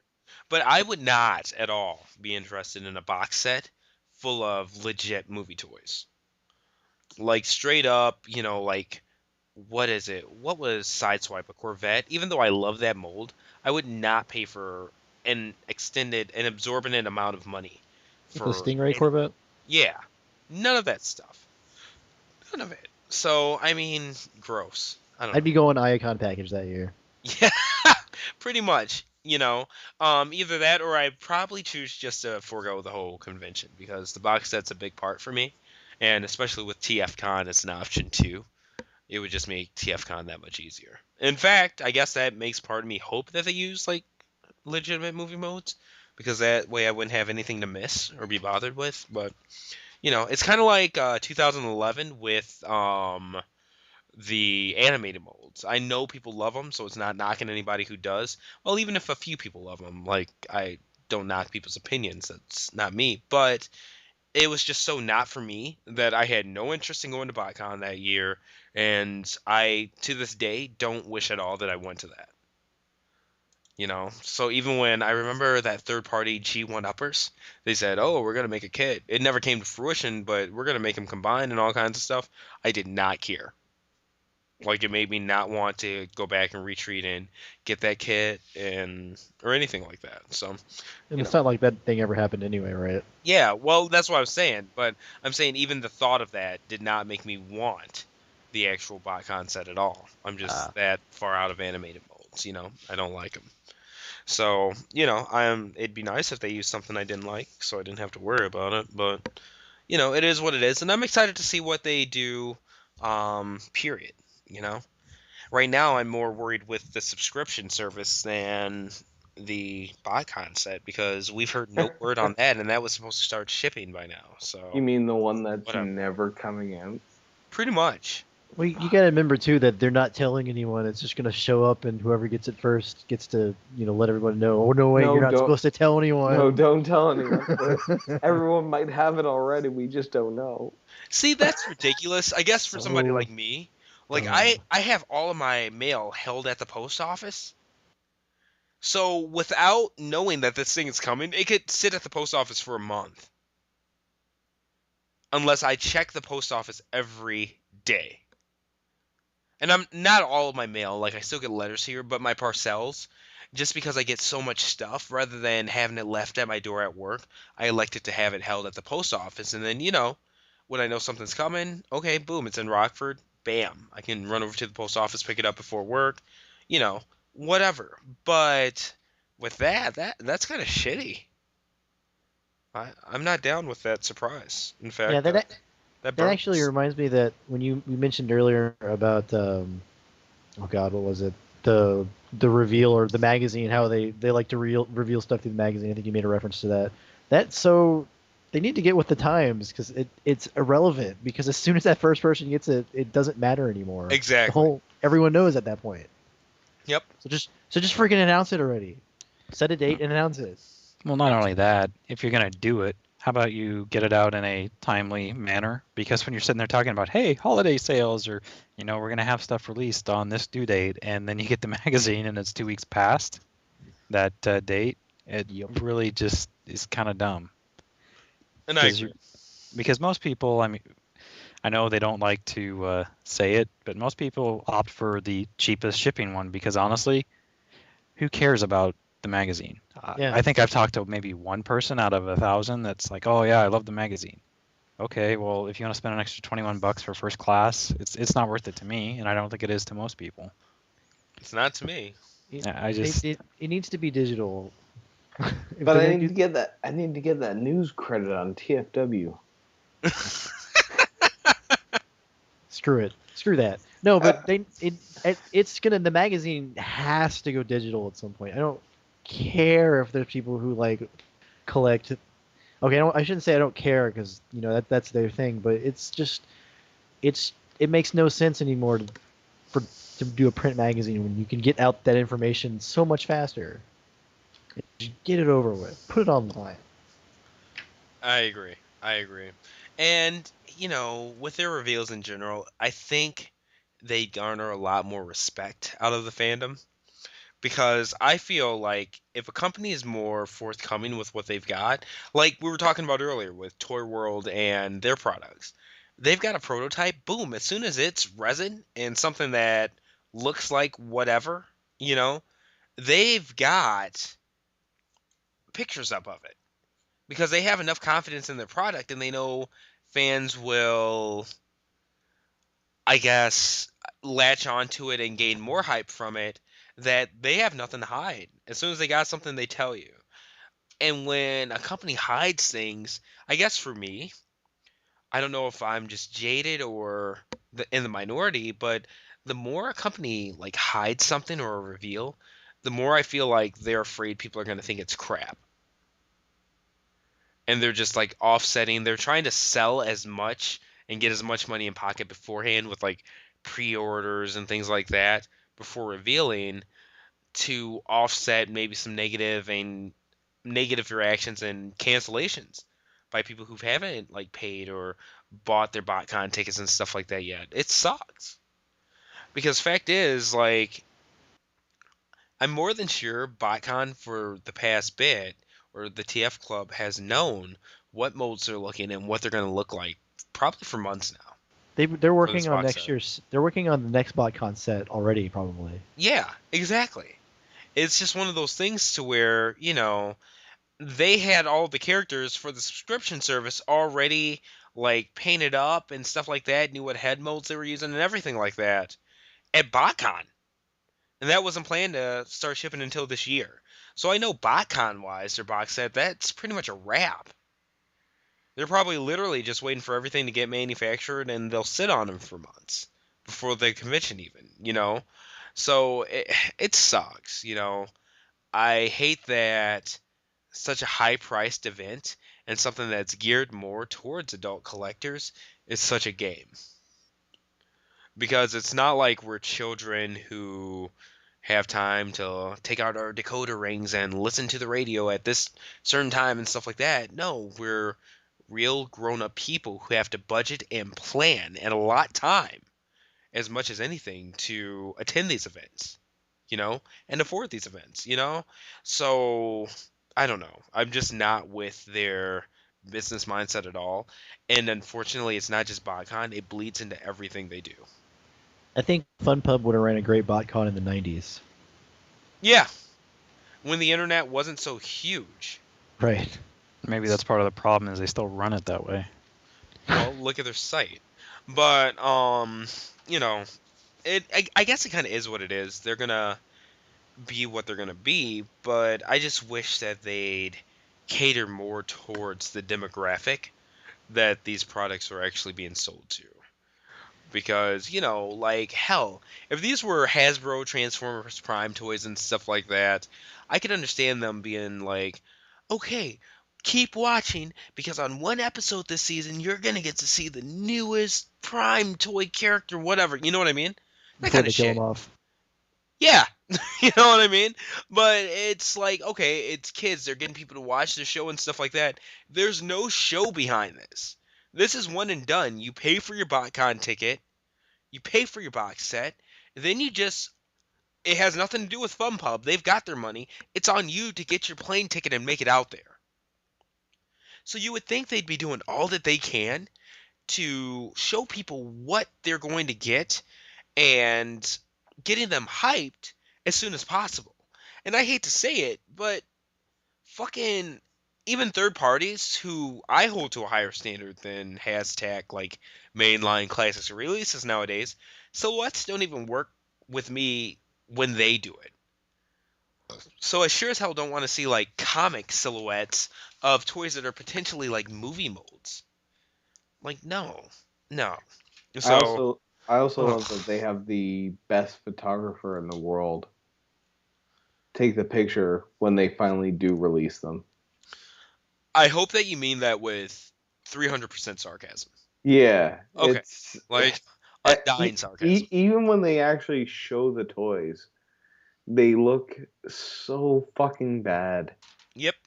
Like I've got BotCon toys, and I look at the every now and Soundwave, again, maybe? yeah, I go back to the website and I'm like, who fucking took the picture of this? Because they fucking suck. They really do. So even when they decide that, okay, now let's hype this shit up, they do it in the most piss poor manner possible. And they hire a blind photographer, and they're like, yeah, let's do this thing. It's using a fucking Kodak point and shoot from 1998. That's awesome. Like that's what they're using to take pictures of their premium figures. So I understand. Is this something that... Sorry to interrupt you, TJ. No, it's fine. I just said I understand. That's it. Okay. Something that me and you actually talked about briefly last night on Twitter, just from the hype machine, and I'm almost thinking it's like the standard. It's like the standard for me now is what Planet X has done with the Genesis, with Project Genesis, because that's something that we found out about. What was it, like August or September? And it's 5 months later, and the figure's getting ready to come out in a couple weeks, and that's really, I mean, it's not, Function X code turnaround, but from like reveal to tease after tease, like, and they weren't like, so they did give us the silhouette tease that everyone hates, but we knew exactly what was coming because everyone knew that silhouette was War for Cybertron Omega Supreme. Yeah. And then they kept it going, and every like 2 or 3 weeks we get something new. Vehicle mode, robot mode. They showed off the head pops off and turns into a tank. all that stuff. And then we've gotten the colored pictures, and then now it's getting ready to come out supposedly in a couple weeks. That's like the gold standard for me for what all these people should be doing. Like, because it's not like they just started working on that figure back in like July or August. They've been working on it. They've had to been working on that for like at least almost a year, but they waited until like they had something to show, not just even though they did the silhouette not too long after that was when we got the vehicle mode picture. So they gave us like that tease, but we didn't have to wait forever to see what it was that they were producing and what they could do. And it's like, to me, it was like the gold standard of what like all those third party companies should be doing, and even like FunPub could take note of that. They've kept my attention the entire time. I just wish I could afford to buy it, because I totally would, because they've got me invested in it now. Absolutely. Absolutely. And that's an example to me of doing it right. And yeah, and it's a brand new untested company too, and I would plunk down the cash down now to get it if I had it. And you know, it's crazy. A lot of it's just because of the way that they promoted and advertised it. They did it with confidence. If they, you know, only had silhouettes up until this time, or had a silhouette and didn't say anything, would you have as much interest in it? Of course not. I mean, Yeah. we know nothing about them. And you know, it's crazy because you say, of course not, because it's such common sense. But like with BotCon, which has been going on for years, they're still not with it. Yeah, and let me use this to segue into my thoughts on Machine Wars, because we didn't get to me and Gene on that. Yeah. Like, I'm interested, but at the same time, because we know nothing about it, and it's like you were saying earlier, you don't know anything about it. That's because there's nothing to know about it. We have toys, and we have like we have their bios, and that's it. There's no fiction to it at all. Oh, okay. Like, there's nothing. You can make some kind of inference from their bios of like where it might be placed, like in the G1 timeline, but you know, that doesn't mean that it's part of that continuity.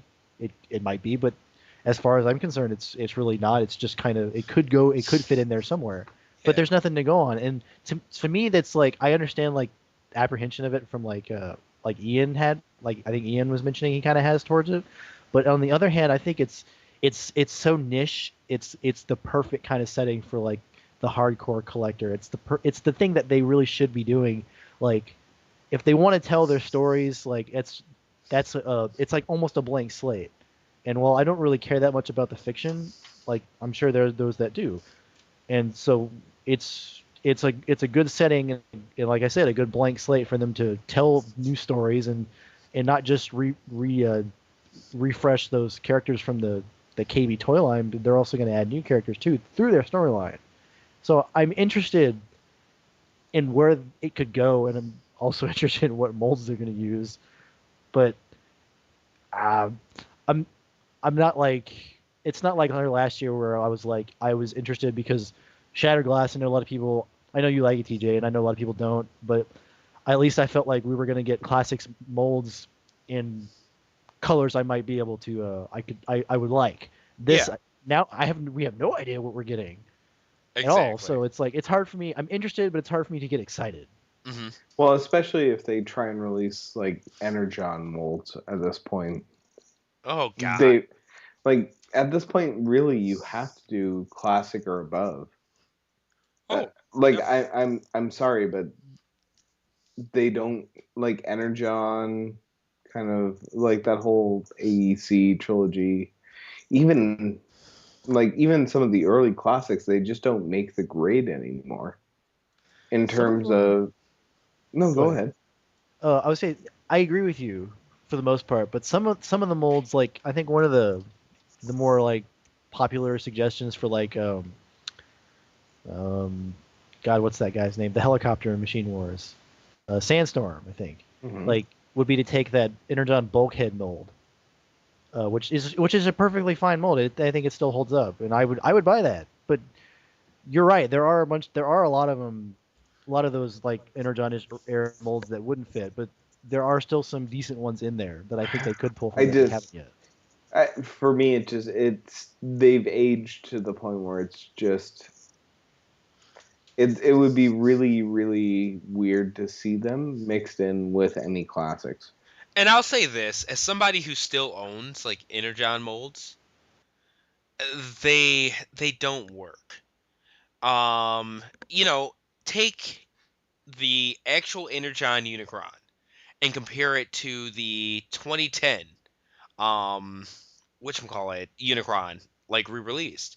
Same basic mold, but they did a lot of tweaking, whether it be color scheme, whether it be head sculpt and stuff like that, to give it more of a classic style aesthetic. And Ian was right. They're just not up to snuff. And even ones that do look good, like I'll take Energon Scorponok, for example. I've got him as my classic Scorponok because obviously there's not a classic Scorponok. Like he looks great, but when it comes to like posability and whatnot, like play wise, he might as well be a G1 brick. A lot of these ones they just don't hold up. I feel like with Energon, they either look like bricks or play like bricks. I agree with both of you. There are a lot from especially Armada and Energon, maybe not so much from Cybertron, but they've used a bunch of those already. But there are a few like actually I would say from Energon, that's probably that bulkhead mold is probably the only thing I would accept at this point. And I agree.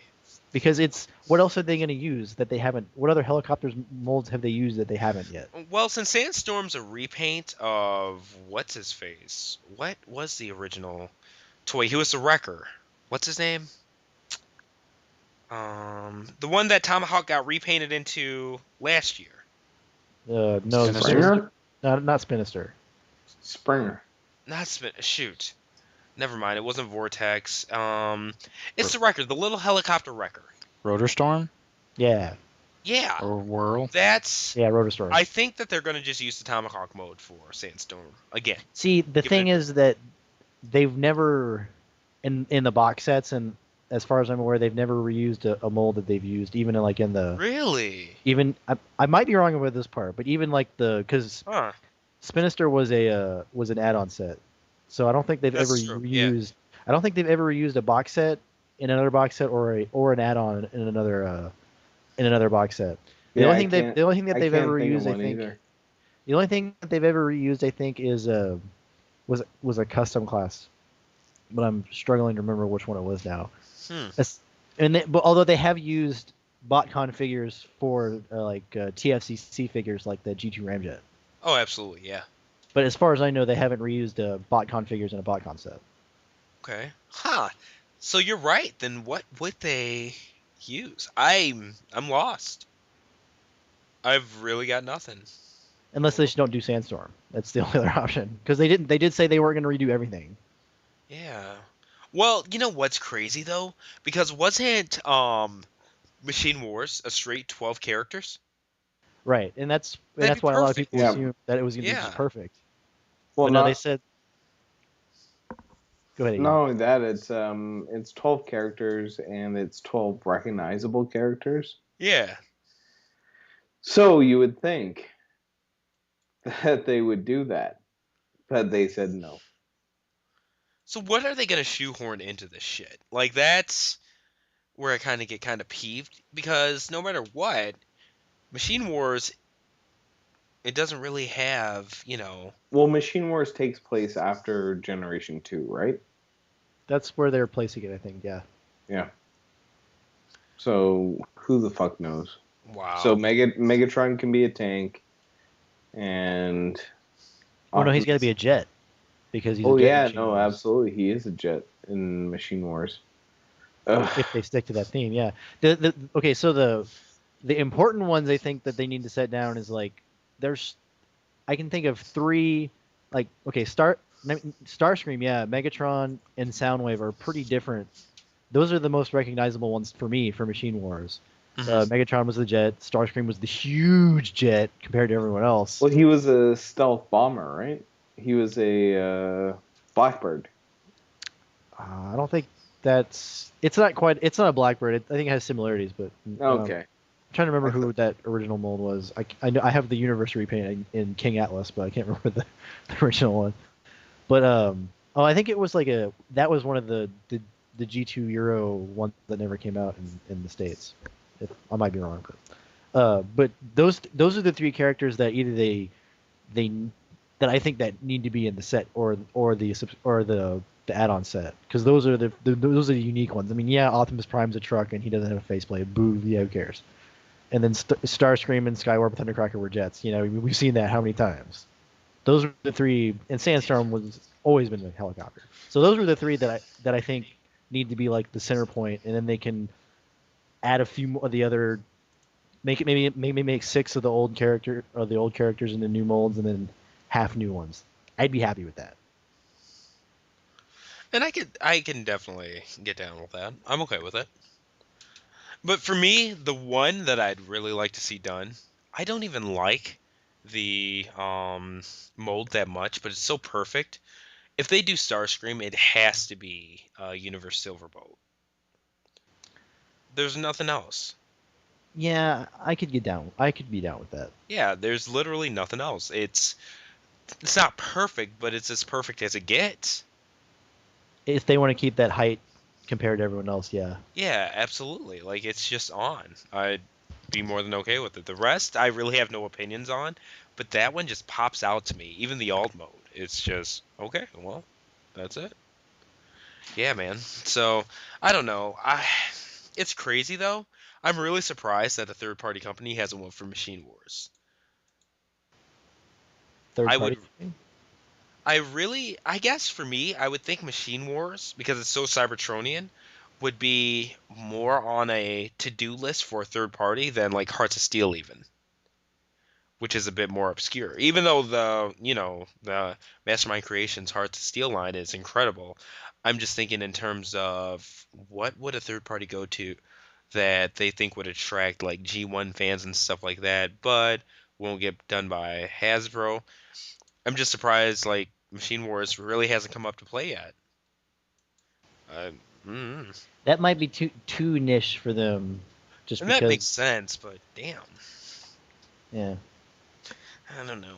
But overall, I think it has potential, but of course it's up to FunPub and Hasbro and whatever they can agree on getting done and getting used, because I don't know. I didn't know this before the past couple of months, but I didn't know that like FunPub has to get approval from Hasbro on what molds to use and stuff like that. It's not just like FunPub has this list and they go boom, boom, boom, boom, boom. Well, yeah. I mean, when you think about it, they have to do that because if it's a mold that Hasbro's already using, then they're kind of screwed. Absolutely. So it is what it is, but theme-wise, like, it's more of a wait-and-see thing. And the Machine Wars thing, it has me a lot more excited than I think some of the other choices they could have went with, simply because it's never been tackled before. And realistically, that's something I see Hasbro doing on a classics or especially a Masterpiece line? Hell no. No, I don't. So it's nice to see them doing something that I don't feel like will be on a retail shelf anytime soon. So yeah. But okay, that concludes that section talking about the theme of BotCon, which is once again Machine Wars.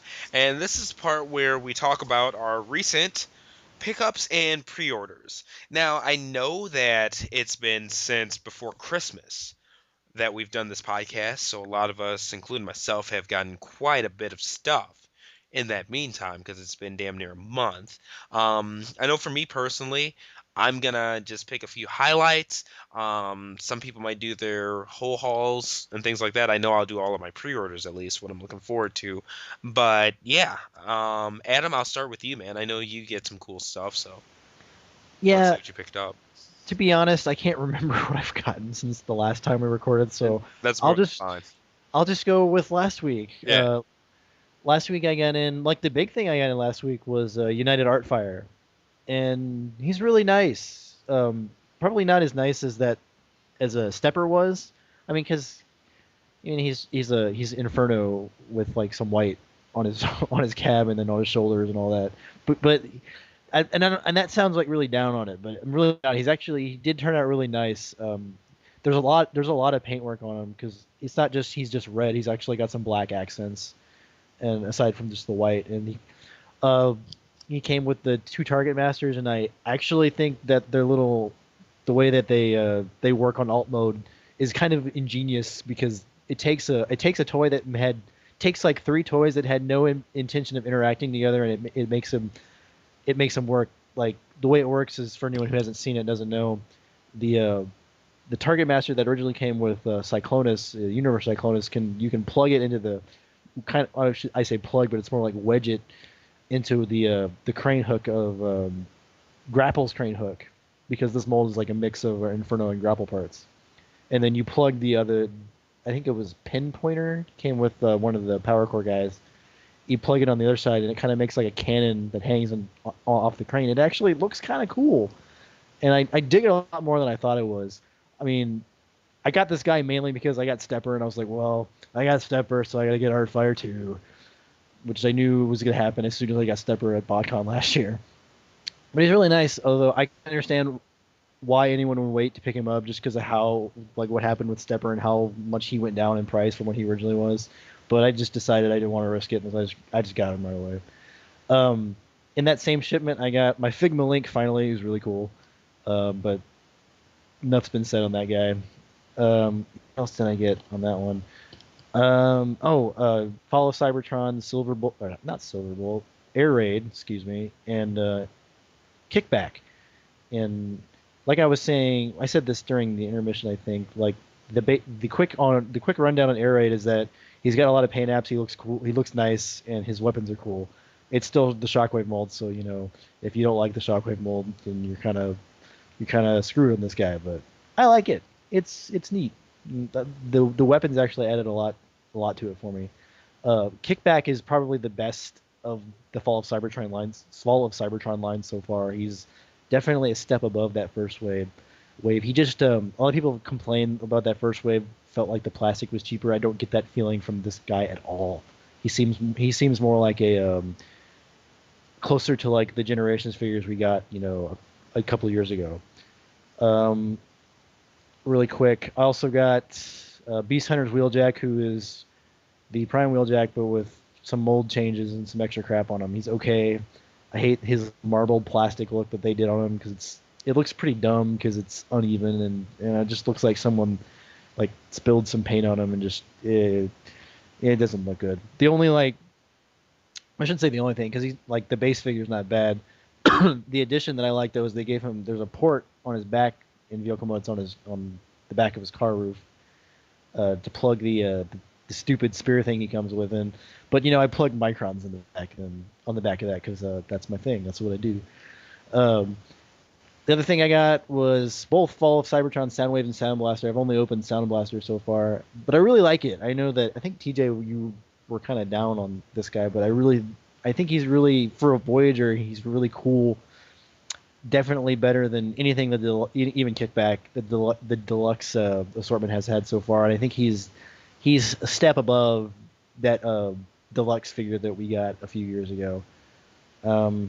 Just overall really like it, and I like the tape gimmick too. I know a lot of people have been bagging on that, but it works for me. And as long as they put it on a hard surface, they always pop open. I think it's really cool, and I'm glad that turned out really well, because that was to me that was the big figure reveal of last year's BotCon, and now to finally have it in hand, and it works pretty well, I think. And yeah, I'm really enjoying it, and hopefully I like Soundwave just as much too. And that's pretty much all I've gotten recently. All right, very cool, man. That's definitely some good stuff. And I'm not as much down on Soundwave as, I guess, I'm just tired of War for Cybertron and Fall of Cybertron in general. I hate it to be at that point, but I'm ready for some more classics. I feel like it's a line that's missing some G1 characters, and if they'd go ahead and wrap that up, I'd be more than fine with pretty much whatever they released, and probably be more into buying it.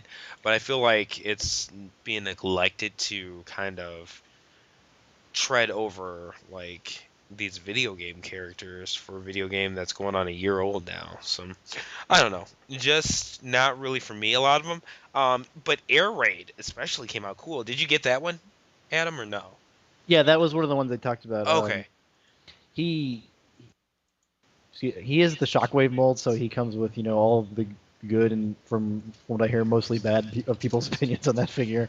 Huh. But he does have a lot more paint as far as I can tell, and he comes with the new weapons actually integrate with the old weapon from Shockwave. It's when I went and looked back at Shockwave, and Shockwave at the top of his cannon accessory actually has a little part pinned in at the top, and on Air Raid that part's missing, and there's a new like blaster sword gun that plugs into that to create a pretty convincingly looking new weapon. And he also comes with an extra sword that's actually the same sword that Starscream uses in the Fall of Cybertron trailer from way back when. So I probably end up giving that to him anyway. Very cool. What was that? I said very cool. Sorry. Oh, okay. You sounded far away, so I couldn't understand you. Yeah, but I'm overall happy with him. I mean, yeah, it's that Shockwave mold, and I don't hate it like other people do. I just thought it was okay, and this is actually better. I found just because of the. I think he, even though Air Raid's one of those characters that we don't really know. We know what his toy package always says, but that's about it. He doesn't have very much characterization, but I think it works as like an Autobot flyer better than it does as a Shockwave. And I agree. I think it looks much better. The head sculpt, the color scheme. I think every single repaint from this wave looks better than the previous toys. Agreed. Period. Like, that's... Yeah, I know it sounds like a bucketed, generic response, but they do. That's just where I'm at with it. And, yeah, so... I mean, it's one of those situations where it kind of is what it is. I don't like the first wave that I bought. I bought all three, the Optimus Prime, Soundwave, and Jazz, and I wasn't impressed with any of them. But this one looks doable. I'm just kind of at odds about going all in on molds that I really didn't like. Yeah, and I understand that at all. What you were saying earlier about the Fall of Cybertron stuff and being tired of that, I also understand that, but I've been thinking about it from like the Hasbro perspective. Like when they did those first two waves of generations that were War for Cybertron, people were complaining back then that they weren't doing a whole line of those, and now that they are doing a whole line, people are complaining about it. And that's very true. But they can't win. They really can't win. You know, I wish they kind of would have went with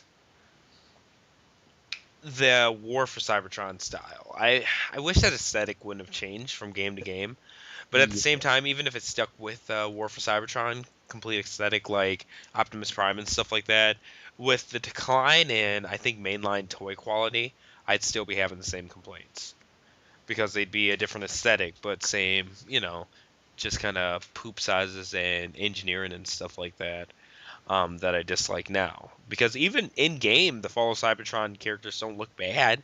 I think the Optimus Prime looks worse than the War for Cybertron version, just aesthetics-wise, but it's the toy is just a real disservice to it. Even more so than the actual, CG model or whatever itself. But, I mean, it kind of is what it is, and what's nice about this is that they have shown us everything that's coming out. We already know through wave 4 now? Yeah, the Ruination wave. It's all repaints. Exactly. And I mean, now it's at that point where it's like, you know what you're going to get, buy it, don't buy it, whatever. The one surprise that came up for me was that Rat Bat, though. Like, holy shit, I'm all over that.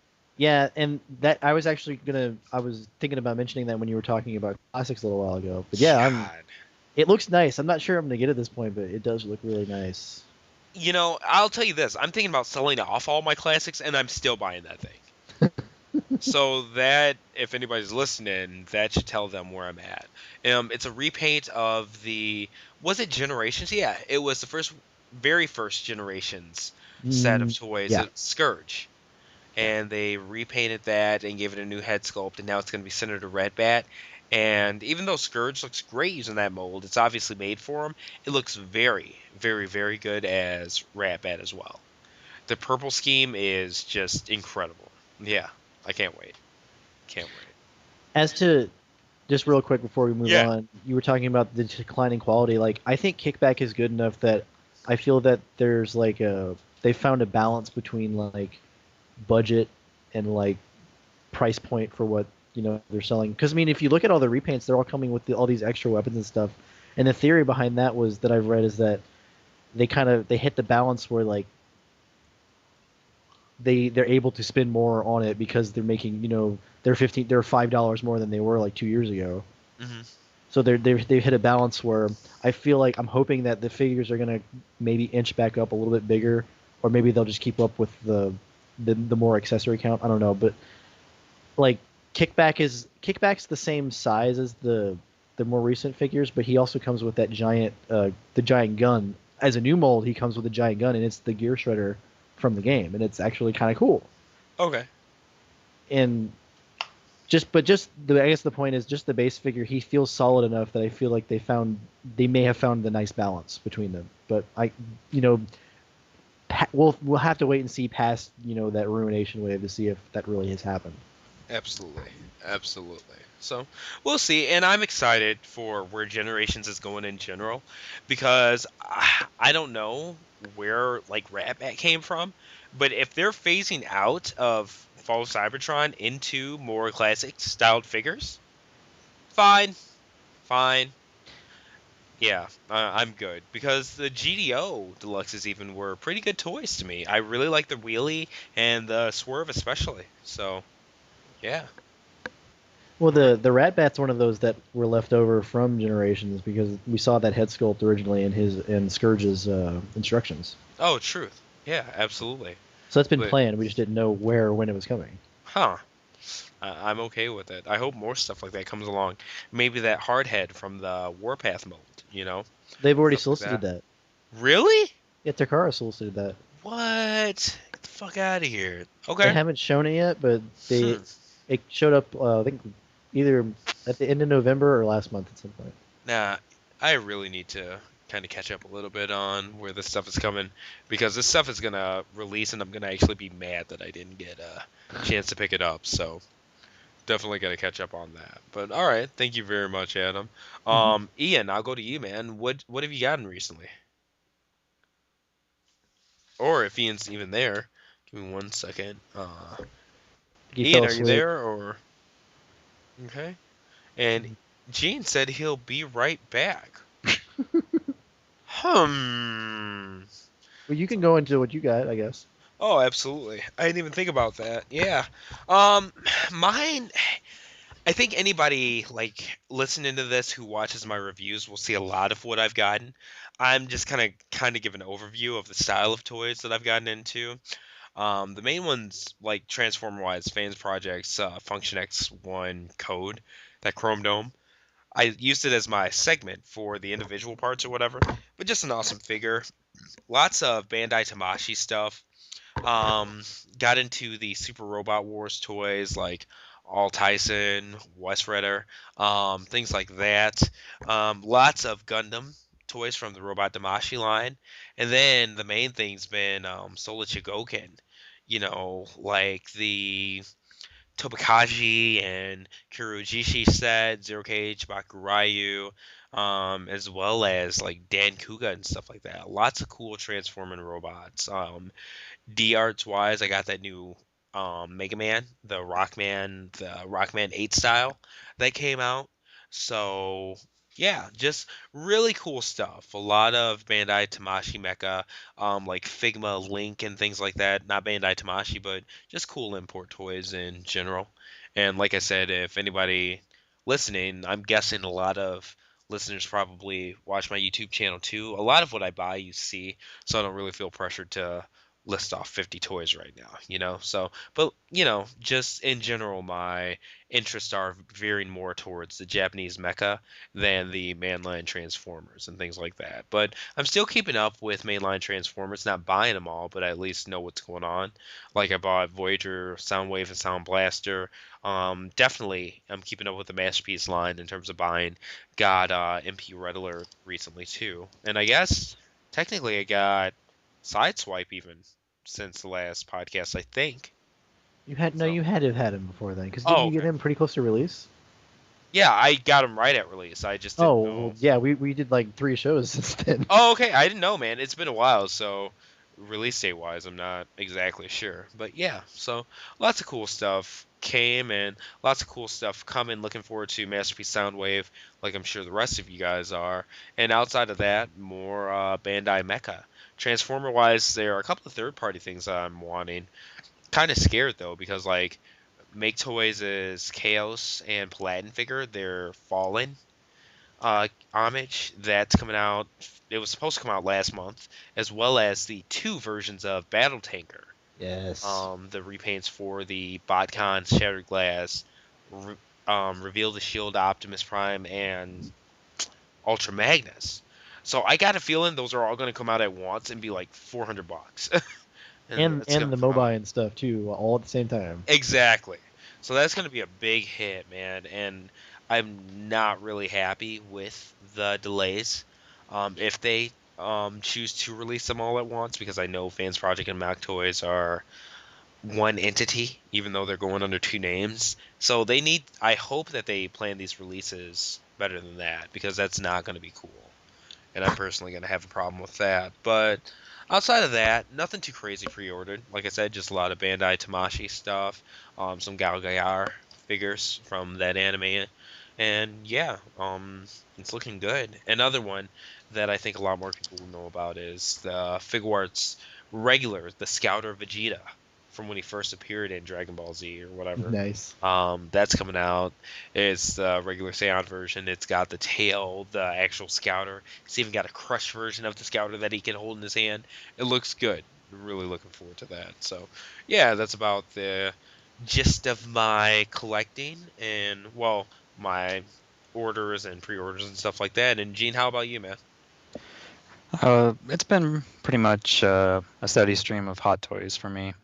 Transformer-wise, I haven't really gotten anything of note. Well, I guess I'll retract that statement. I rebought Hercules to fit in my Masterpiece line, and then Sideswipe and the Function X. Those have been pretty much the main Transformer things I've gotten.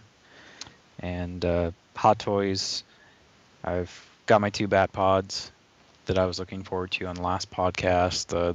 They're wonderful. Got a Mini-Me Lucius Fox, and looking around trying to remember. My second Hot Toys Scarecrow is scheduled to arrive tomorrow. I thought it was going to be today. I picked up a double of the DX01 Joker with a custom head that I showed TJ on Twitter. Yeah. And my Red Alert and my Soundwave, I've got them pre-ordered, but they're Robot Kingdom, so they won't ship till the end of this month, unfortunately. And then Figma Link, I did get that. Very cool. I picked up two different Jim Gordons that are third-party 1/6. One of them's just a clothing set by Men's Hamas that will turn somebody into a Commissioner Gordon, and then the other one is the actual Commissioner Gordon from PIRP Toys. And in my oddball purchase of the month, I bought a 1/6 scale horse, which I hate horses in real life, so this was very difficult for me to purchase. But I wanted something for Scarecrow, my second Scarecrow, to pose on that was indicative of the movie. And then my two DX12s are coming on Monday. And as far as what I'm looking forward to, Bane, Joker, Catwoman, pretty much the same stuff. So that's been my stuff over the past month and what's coming down the pipe for me. Absolutely, and that's awesome, man. Like I said, I look forward to seeing your opinions on these, because I don't collect the 1/6 scale figures and stuff, and you're so like head in that it's nice to see your collection as it evolves. Kind of like Matt Dennett and his G1 collection. I mean, it's nice that I feel like I've been with you from the get-go, instead of meeting you and you had like 1,000,001 1/6 figures. You know what I mean? Oh, absolutely. It's awesome to see your collecting habits and your collection itself evolve. Most definitely. Most definitely. Now, Ian, Bolo, you out there? No? Yeah? Maybe? All right. I must have put him to sleep. It happens. So Ian's either passed out or doing something that's a little bit more important than talking about toys. So, and that's more than okay. We're all adults. We all have lives, and I just hope he's all right. Didn't hit his head too hard on the desk when he passed out. But all right, what pretty much concludes the contest or contest? Wow, podcast. um, Once again, this has been the TF Beyond Toy Podcast. I appreciate everybody here, staying with us. It's definitely been a long one, and I'm digging the new format. Like, seriously, I think that this is going to work out well. I'm glad to have the opportunity to put this on my YouTube channel. Also, by all means, I'm going to put my email addresses in here as well as all of our Twitter accounts. So please contact us. When it comes to things that you want us to discuss and things like that, by all means, let us know. Because, yeah, we're friends. We talk all the time.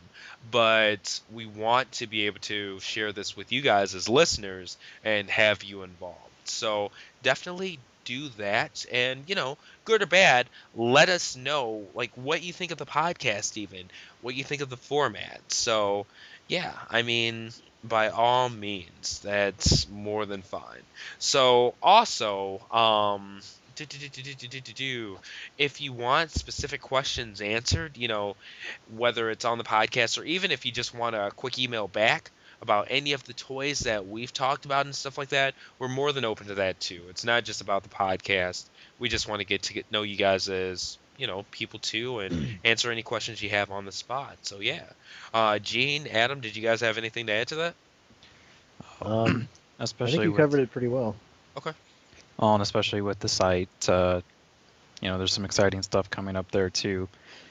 And where I am kind of the written review guy and editorials, if there's anything you guys want to see us talk about that maybe you just want, like when I did the 1/6 third party, if there's anything you guys want to see, whether it's Transformers, 1/6 toys, anything else that you'd like an article on, let us know.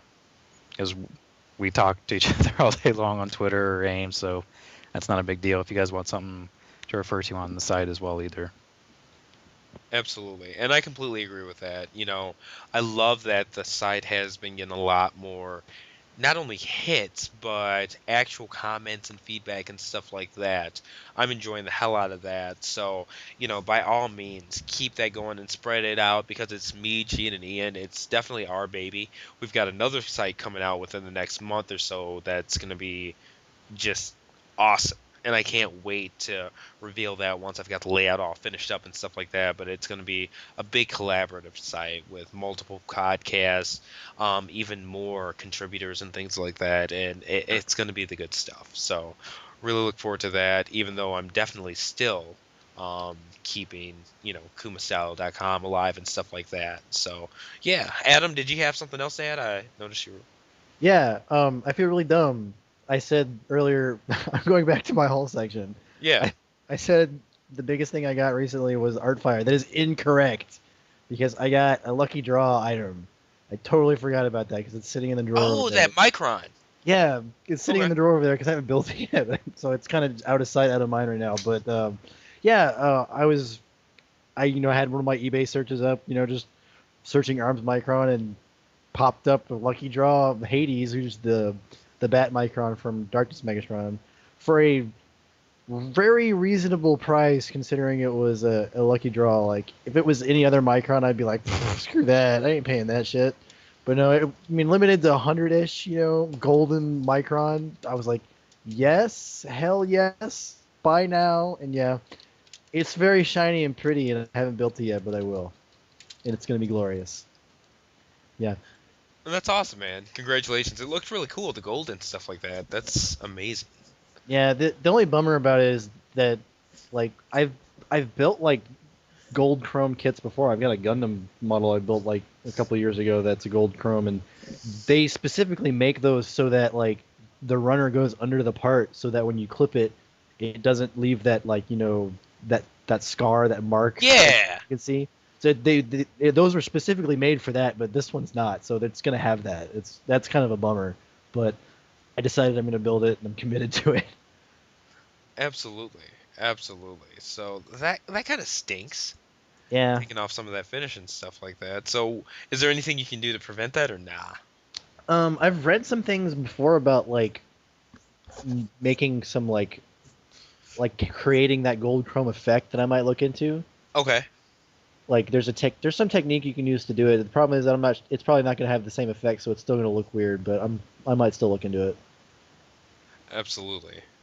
That'd be cool. Hopefully it works out successfully for you. Don't want you making it worse or anything like that, which I'm sure you never would. But you know what I mean. Yeah, It's and always it's nice not to have. like Go ahead. it's not like I broke the bank getting it, so it's like, oh, I can't like ruin this thing, you know. I'm not scared about building it or anything like that. It's just gonna, it's not gonna be quite as shiny when I'm done with it. And that sucks, but at the same time, at least it's something that'll look decent on a shelf Right. if you can get it done right, for sure, Yeah. for sure. Now, did you guys have anything else to add? I don't want to feel like I missed out on anything before we wrap up. Okay. I hope you're having a nice nap, Ian. Me too. Like he's gonna be. I hope he at least signs off of Skype. Well, I think once we end this call, it'll automatically like disconnect him too. So at least it won't be hogging up his bandwidth and stuff like that. But anyway, I appreciate all three of you guys hanging in there with me and coming on for this podcast. Regular listeners, thank you for sticking with us, even though we've had this downtime to take care of our holiday seasons and stuff like that. New listeners, I hope you enjoy, and both new and old listeners, we've stressed it a lot, but by all means, you need to let us know what you want to hear on this podcast, because you're the reason we're doing it. Say Period. more awkward silences. So, yeah. If you want more awkward silences, I'll be sure to even manually insert a couple when I'm editing the podcast, even if we don't have much downtime during our talk. So, if that's what you want, cool. But feedback, good, bad, in between, likes, dislikes, what you want to hear, what you don't want to hear any more of, let us know. It's important. But anyway, this is TJ Duckett, Gene Unick, Ian Reid, Adam Leboeuf. Check us out on our respective websites, Twitter. I'll have all of the links there and all the stuff you need to get a hold of us, by all means. But anyway, this has been TF Beyond, Toy Podcast. We're signing out, and you know what? I just looked, and this is actually episode number 10. But to a lot of you listeners, since I'm putting it on my YouTube channel, it'll actually be episode number 1. So I'll also have the iTunes link so that you can go and check out previous episodes and stuff like that if you want to as well. In fact, I encourage it. But anyway, this is TJ Duckett and the rest of the gang signing off. See you guys. See you. Later.